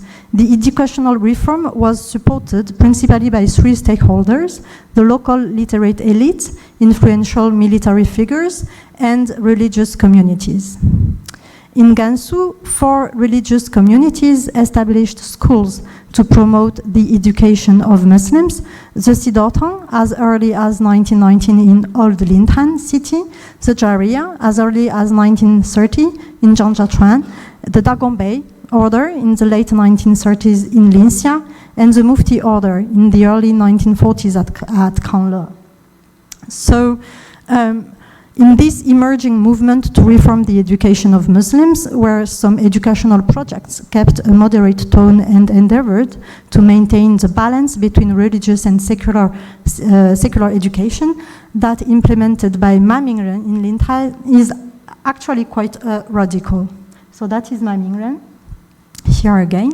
So in 1919, Ma Mingren founded Lintan's very first private school.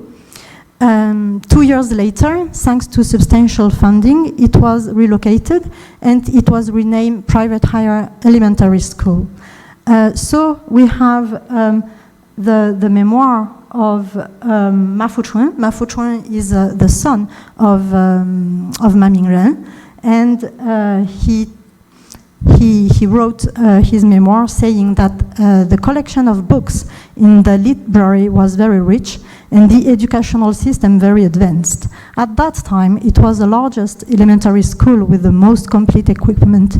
It attracted students from Lintan, Zhuoni, and Misian districts who came to study there. There were 150 to 200 students of all nationalities in 6 classes of 6 grades. Teaching consisted of Chinese, national language, mathematics, English, history, geography, natural sciences, civics, music, drawing. For Muslims, there were 3 extra hours of Arabic classes. In 1929, 190 students graduated, some of whom went to Lanzhou College and the Lanzhou Teacher Training College. So, to conclude maybe, very quickly, I will just maybe say a few words about the present situation. So after the communist takeover, the late 1951-1952 land reform in Lintan was not implemented inside Sidaotang. At that time, Matron was sent from Linxia to Lintan to serve as a negotiator between the Sidaotang leadership and the Communist Party. After that, in 1958, all community members were expelled from the compound for good, the compound I showed you, and were forced to integrate into the production team of the People's Commune, namely the largest collective units in rural area. And a significant percentage of the male members, labeled as historical counter-revolutionaries, were either imprisoned or sent in forced labor camp. At the beginning of the 1980s, after Deng Xiaoping's political and economic reforms, Sidaotang members were politically rehabilitated. The tombs of the saints, as we can see here, desecrated during the Cultural Revolution, were replaced and their bones were buried anew in February 1979. So after that, Sidaotang thrived again. And here is a picture of what is the Sidaotang religious complex today, with the mosque here, the Gombe here, and that is the place of the previous compound. Today it has disappeared, but the place is here, and that is the first work of the Sidaotang community. So, thank you very much. Shukran.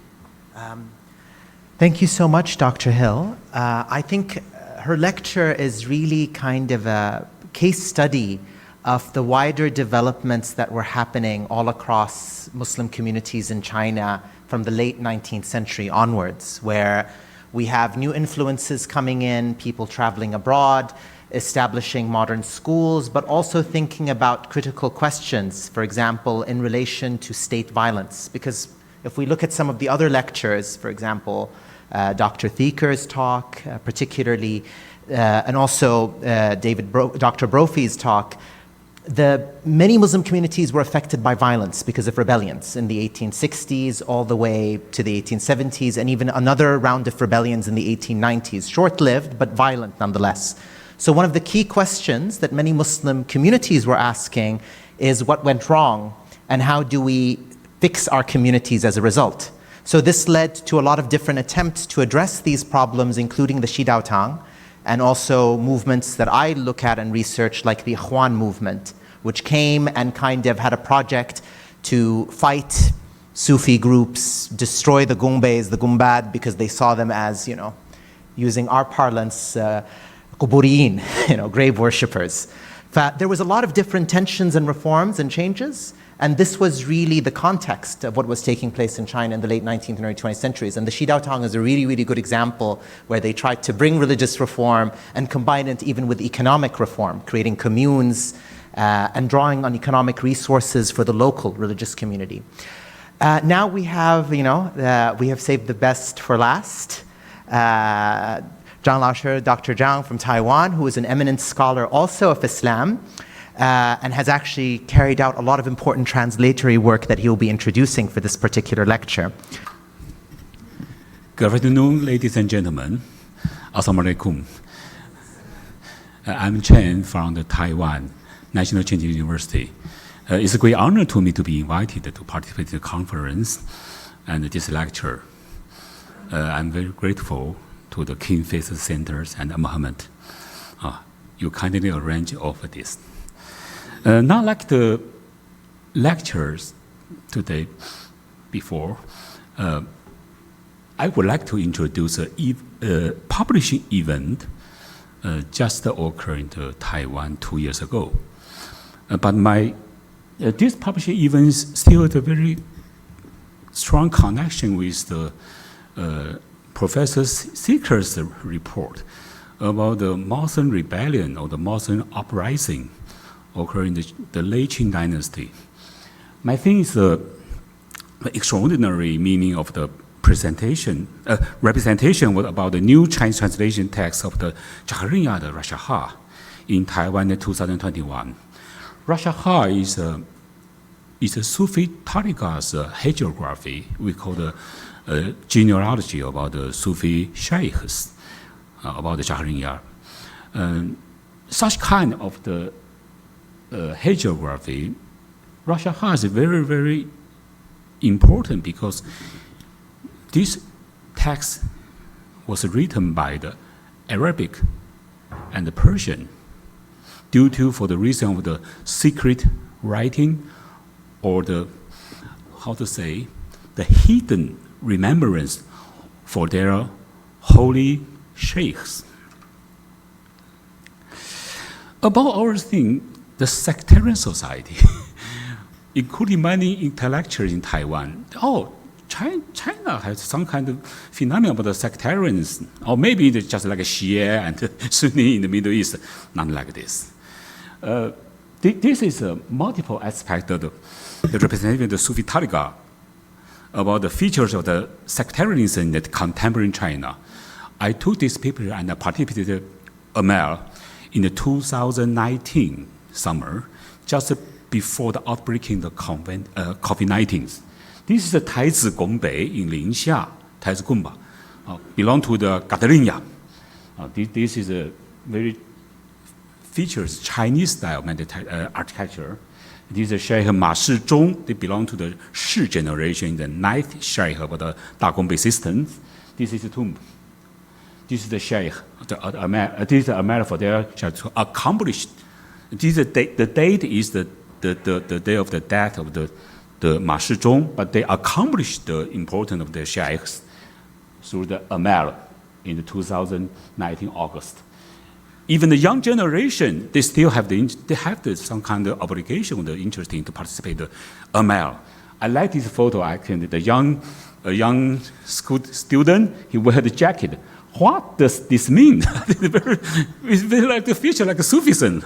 But somebody consider, the Sheikh of the Sufism belief maybe only among the elders. No, in Linxia, the young generation, even in the Xidaotang, the young generation have the strong confidence about their Tariqa.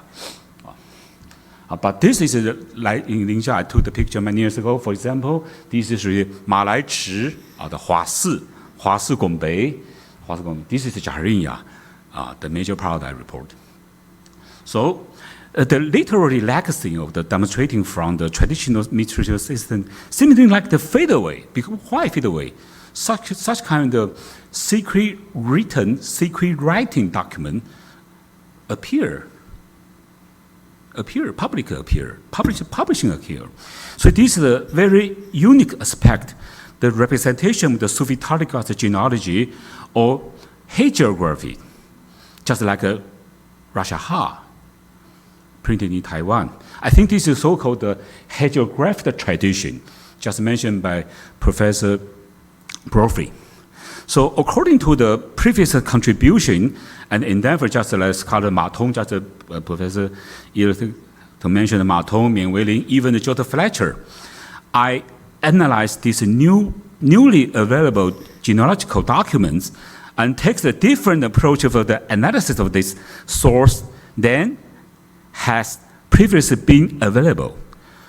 The sectarianism and the religious conflict or the social integration among the mystical Muslim communities of the modern northern China, modern contemporary northern China.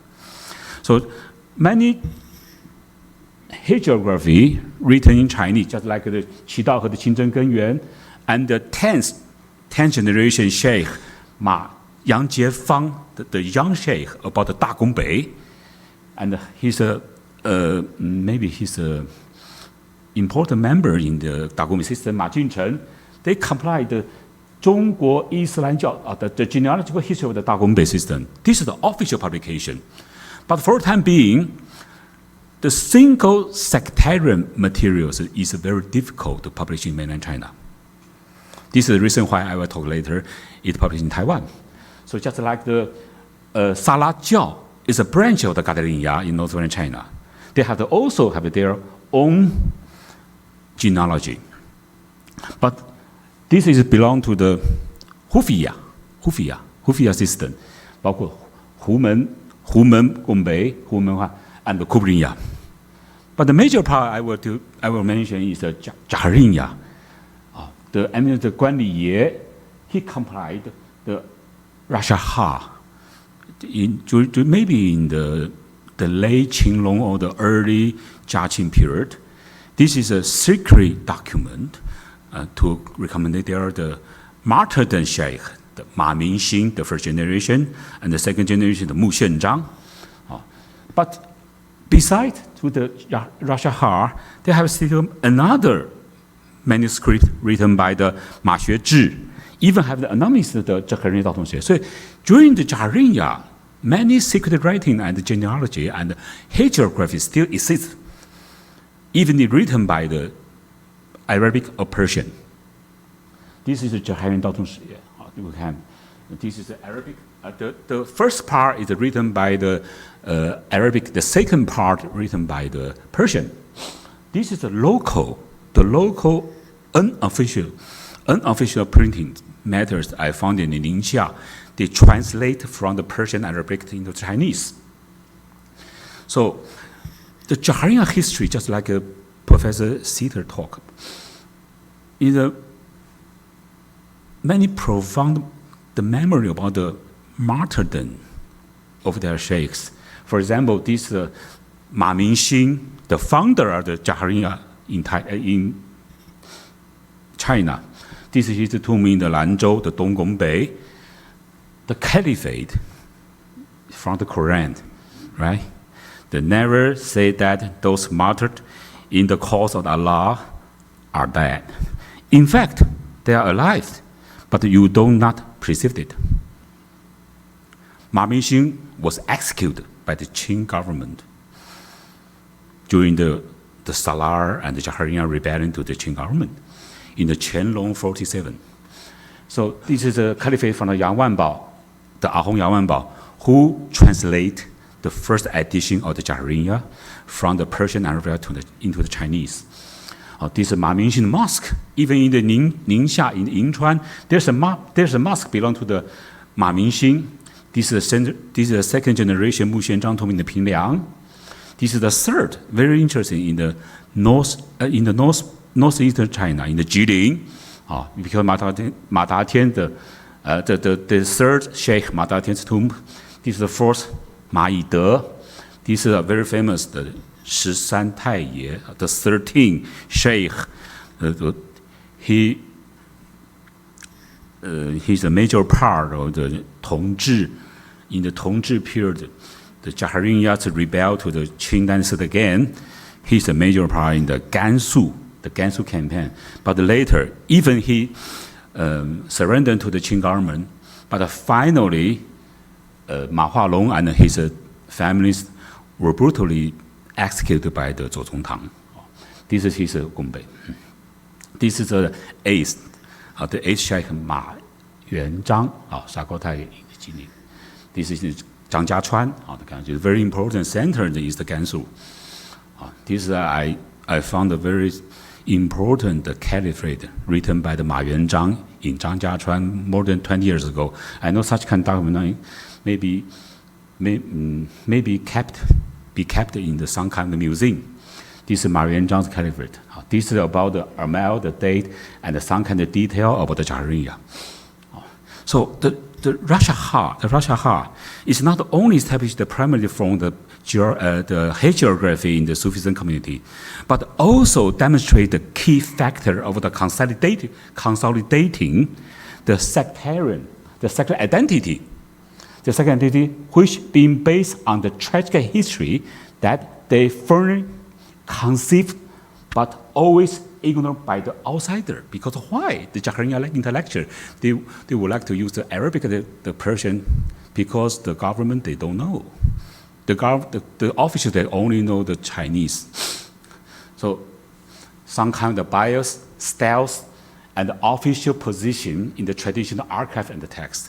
The Qing Dynasty archive. For example, the Lanzhou Jilü and the Qing Zhongmiao, their original manuscript kept in the National Palace Museum in Taipei. His original name is 剿灭逆藩党 跟剿灭逆回党. You can consider such kind of the titles very have the sense of the discrimination. Even the famous intellectual like the Wei Yuan, he's not Muslim, in his Shen Wu Ji, he described the Jahariya rebellion to Qing Dynasty is unfair. But not only in the 1860s, just mentioned like the Professor Thicker, such kind of sort of 方略的，你的回匪 in the Qing Dynasty, they call the rebellion mostly the 回匪, 回 bandit.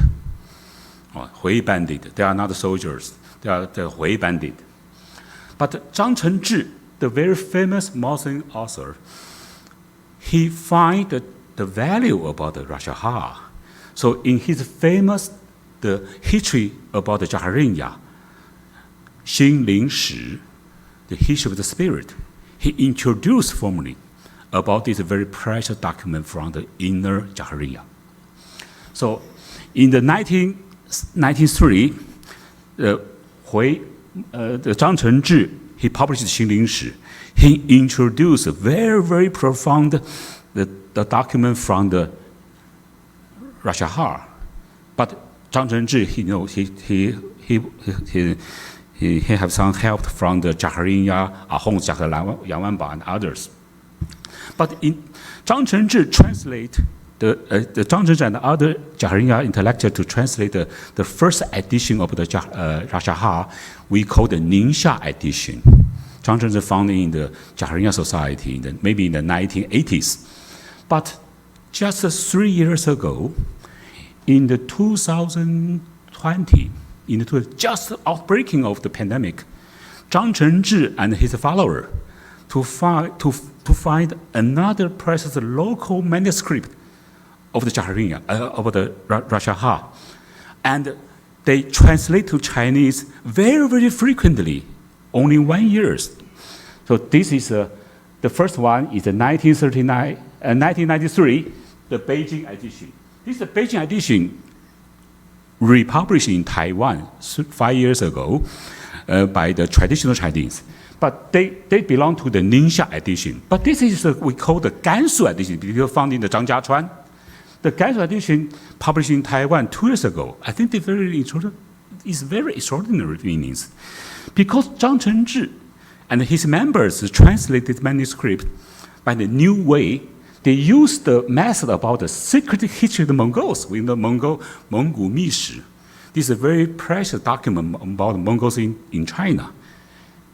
Zhang Chenzhi, maybe he's a very famous Mongolian history expert.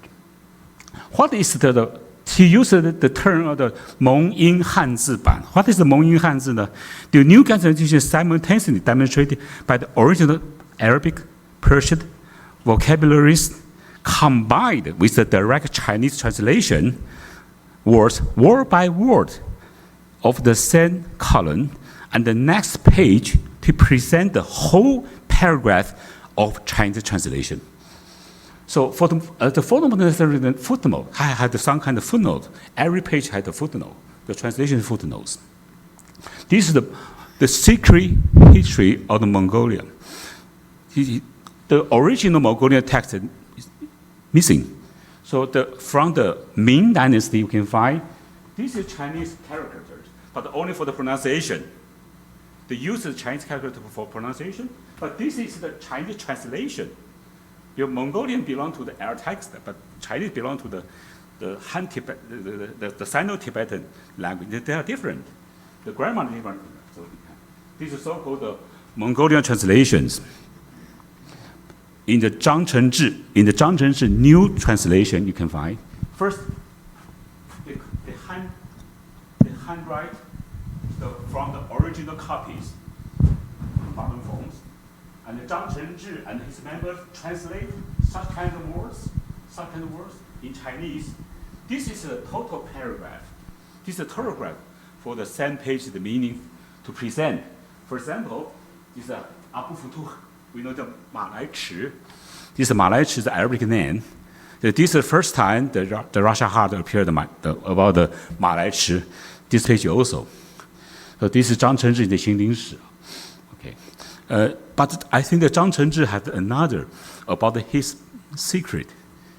He imitated such kind of secret writings way for stealth secret writing in Japanese, just like Japanese writers, right? Some kind of the Xingling Shi, he mentioned some part of the Xingling Shi. He cannot write in the Chinese tradition, the Chinese edition. So he used the Japanese to keep some kind of the so-called secret during his work published in Japan. This is a revived edition of the Xingling Shi.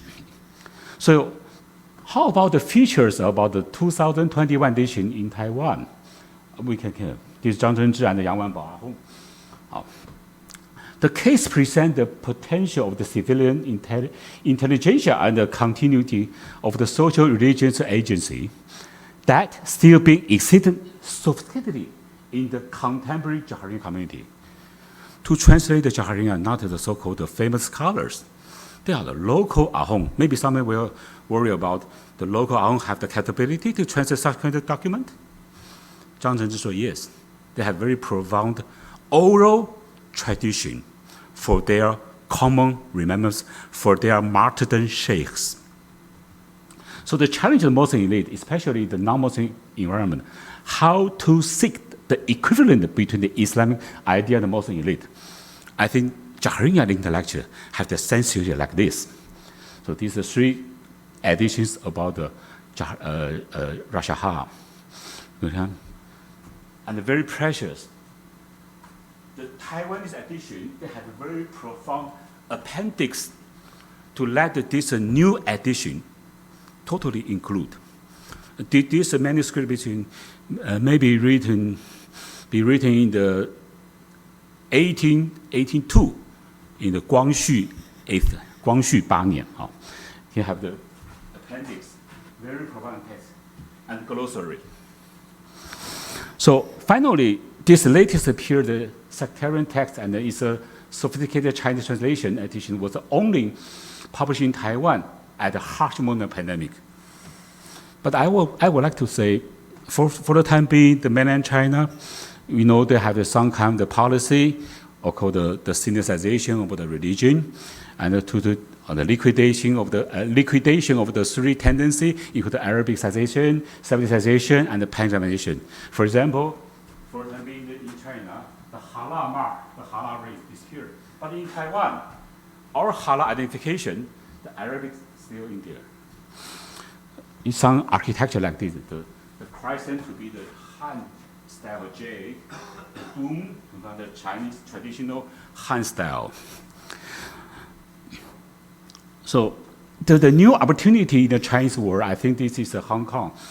Hong Kong played the similar role during the past decades to publish some kind of genealogy or the internal document from the Hui community. But we know recently Hong Kong has many changes. So is it possible to Taiwan? My conclusion is, it's possible to like Taiwan to act as a, I call it a cultural arc, for the publishing work of the China Islamic materials in Chinese world.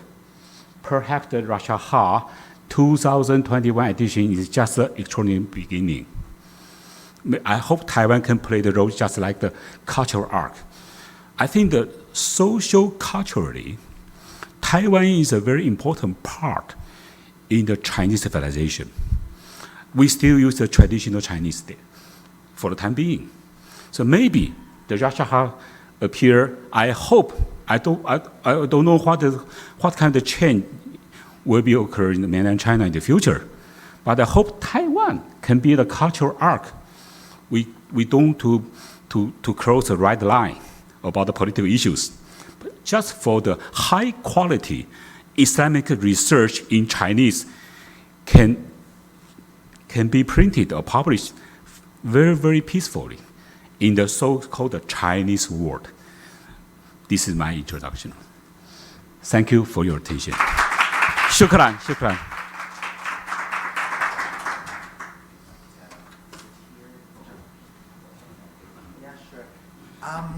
Maybe I can just kind of provide also just some input. So the Jahriya, kind of which the text that Rashahat is associated with, is maybe one of the most important and iconic Sufi tariqa in China. And as Zhang Laoshe had mentioned, they have a very old tradition of the martyrdom of their key shuyukh, right, as he mentioned. For example, Ma Mingxian was executed by the Qing authorities in the 18th century. They had others who were executed, including also in 1961, another one of their major shuyukhs, Ma Zhengwu, was executed as well by the communist authorities. So they have a very strong tradition of shahada and martyrdom that's very, very unique and particular to them. In fact, we have a study, a dirasa with the King Faisal Center that was published, a great brilliant academic Tommaso Previato, who looks at the shahada and martyrological tradition of the Jahriya. So it's a very, very unique Sufi tariqa in many ways, and it's very important to preserve these texts, right? And Jahriya is from Jahr, يجهرون بالذكر. They vocalize. There's a bit of a debate whether that's really an accurate characterization, but this is what they are really associated with. So this is one thing. Another thing is, of course, the figure of Zhang Changzhi, who is really very fascinating. He was mentioned repeatedly in the presentation, and he's kind of leftist turned Islamist scholar. He has a very unusual identity because actually there are some scholars who believe that he was the one who coined the term Red Guards, the Hongweibing, right? So during the Maoist era, the youth who were pursuing the Cultural Revolution, which he was a part of. And he had kind of a re-engagement with the Islamic tradition, particularly through the Jahriya. And he wrote a very famous book called The History of the Soul, right? And he talks about his experience and, of course, the history of the tariqa itself. So the Rashahat is one other production of that intellectual legacy. So this is just to give context. But do check out our dirasa by Tommaso Previato. I think now we have some time for questions.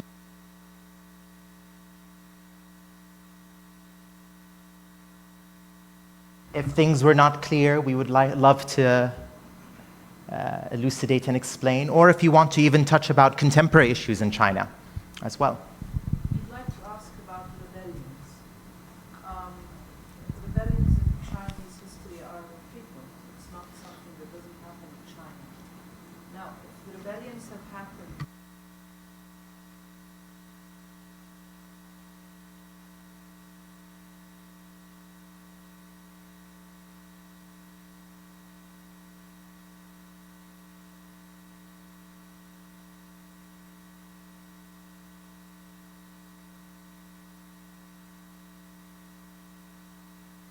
in the work of De Groot, He mentioned rebellion. Anna, you are the better specialist than me.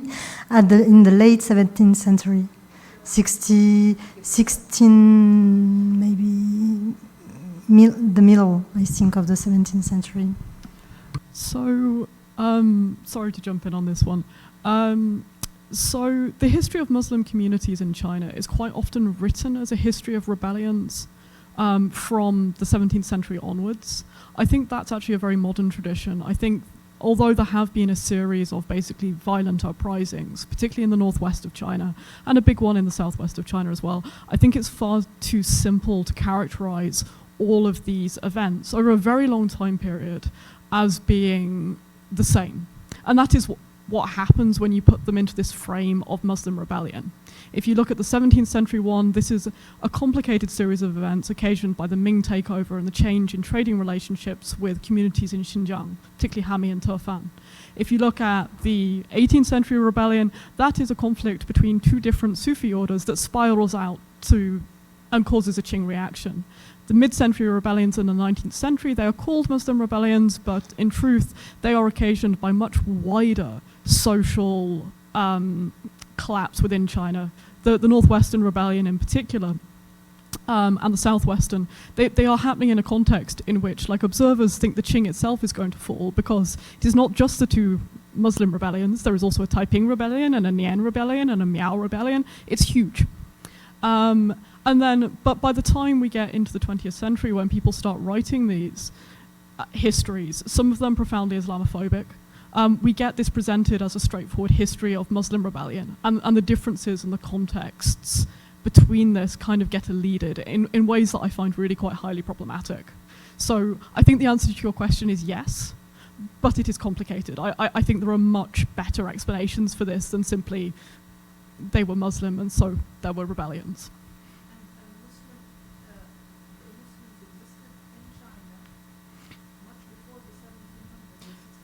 Yes. If anything, from my point of view, the question is, well, it's certainly in my areas. The mosques are some of the oldest buildings left.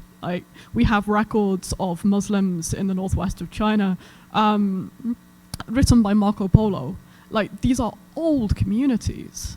So the question really is not what happens, a history of Muslim rebellion. The question is what changes in the Qing dynasty that means we get sort of this idea of Muslim rebellion. Why has this relationship suddenly become complicated? Because there is such a long history of Muslims being in China and everybody being like, well, of course there are Muslims in China, why not? I think that is a really modern history. I think it relates to histories of the construction of the idea of the Islamic world in the 19th and 20th century. I think it relates to histories of empire and changes the way in which religion and ethnicity are viewed. So that's not just a Chinese story, it's a global story. And we're still dealing with it.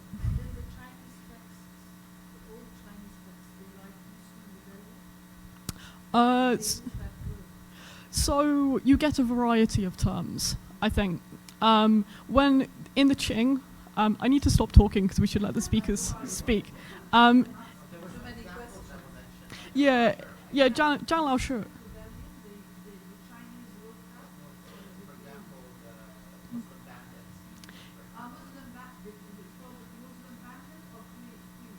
It's Hui.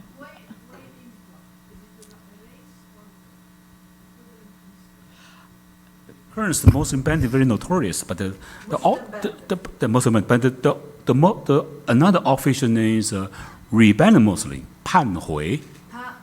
Pan, rebellion Muslim, Pan Hui. Yeah. Hui Muslims. Hui, they call them the Hui Muslims. Yes. Not just the Hui.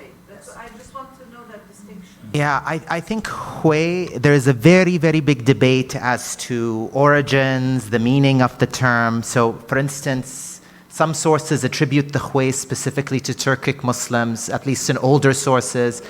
And then by kind of later on, it became used to apply to all Muslims. And in the 20th century, the term became very contested. So there were some people who were proposing that you have, just simply it refers to all Muslims. So Islam used to be called Huijiao in China, but actually it remains to be called like that in Taiwan. Yeah, actually, the as a minority rebel to the Qing government occur frequently.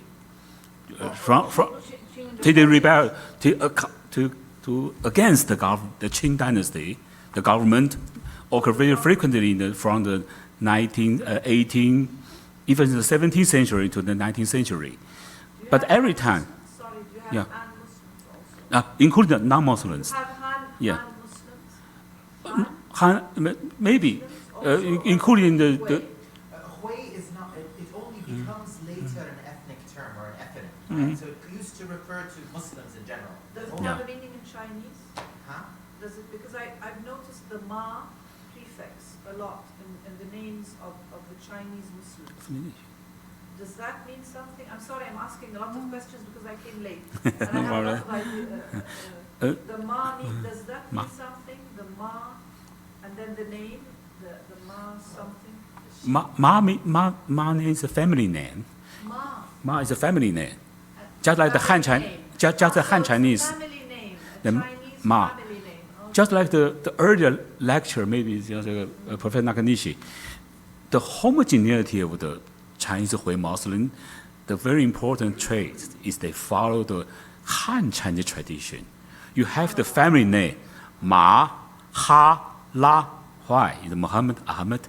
They translate they use the Arabic name or the Persian name, but they translate like the similar terms, like the Ma, La, Ha, Sha. Actually, because the Han Chinese they belong to we call the masculine descendant. Your family from your father. Yeah, not from your mother. So the Hui Chinese, the Hui Muslims, they follow this tradition. Ma, La, 甚至 they use in their genealogy, in the Han tradition, the genealogy from your family name. The name come from maybe the 2,000, 1,000 years ago. But for example, in the Quanzhou Muslim, their Chinese family name is Guo. Guo, they have to trace back to the familiar people in the Chinese history.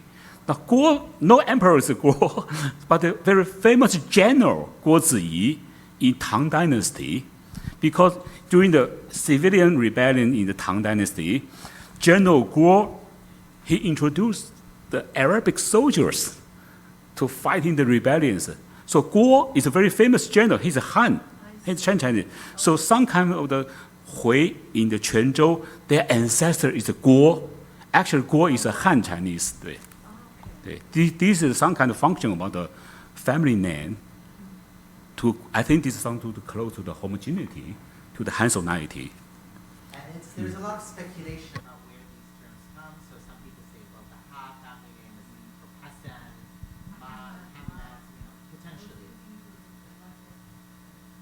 But nothing is definitive. And I think this brings us back to the problem we all face in our work, which is the problem of sources, whether the sources are defensible, what access do we have to archives, to field work. So all of this is history that's reconstructed in very uneven ways.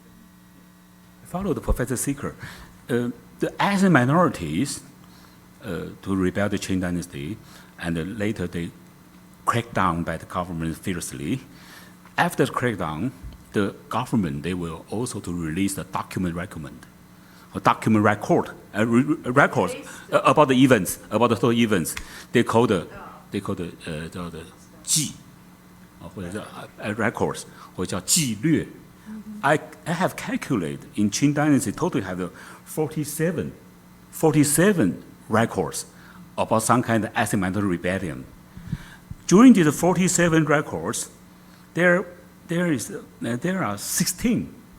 The 16 belong to the Muslim, including the Xinjiang, the Turkish-speaking Muslim, and the Hui. Totally 16, one-third.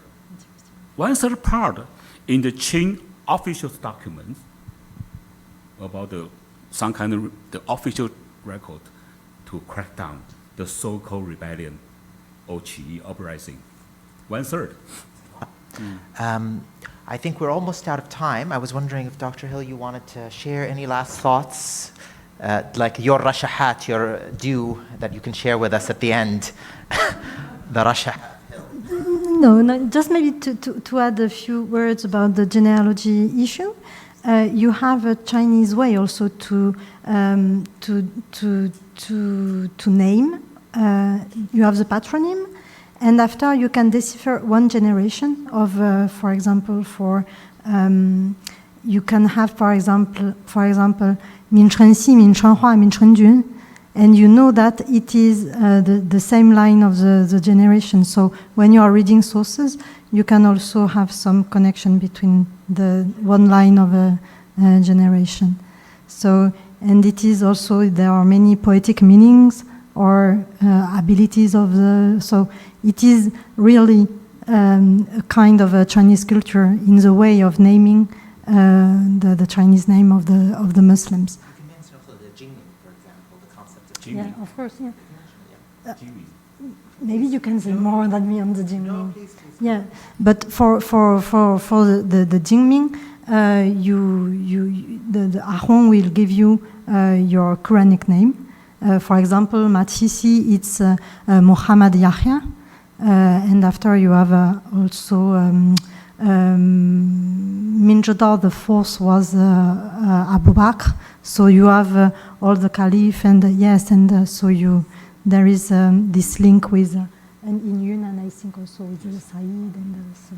Just to, Jingming literally means scriptural name. Oh yes, sorry, of course, yeah. The word Yeah. that had been thrown or mentioned in a lot of the different lectures, just to clarify, Yeah. it's the term for imam, and it comes from Persian ahun. So ahun, Yeah. right? So this is usually imam or learned scholar. So Newborn baby. yeah, he gives a name to the name, the Jingming, the Quranic name Yeah. to the baby, right? May I ask one last question? May I? We cannot. I know. It doesn't matter. We'll open the doors. Please. I noticed you write Arabic, Persian always when you gave your lecture.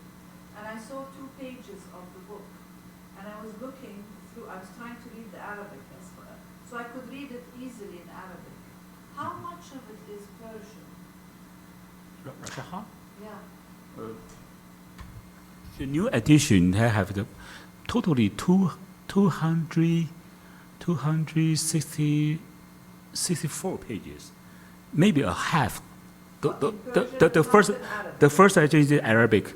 The second part maybe the 134 begin the page So for the you go. have both it's a Persian and an Arabic book, which is... No, the first part is the Arabic. The second part is the Persian. For example, the first part is the Mola. This is the Arabic. The second part is the Hoja. They use the term Hoja to describe their sheikh. شروح يعني هي شروح الفارسية على العربية. لا هي جزء من الوقت. الجزء عجيب.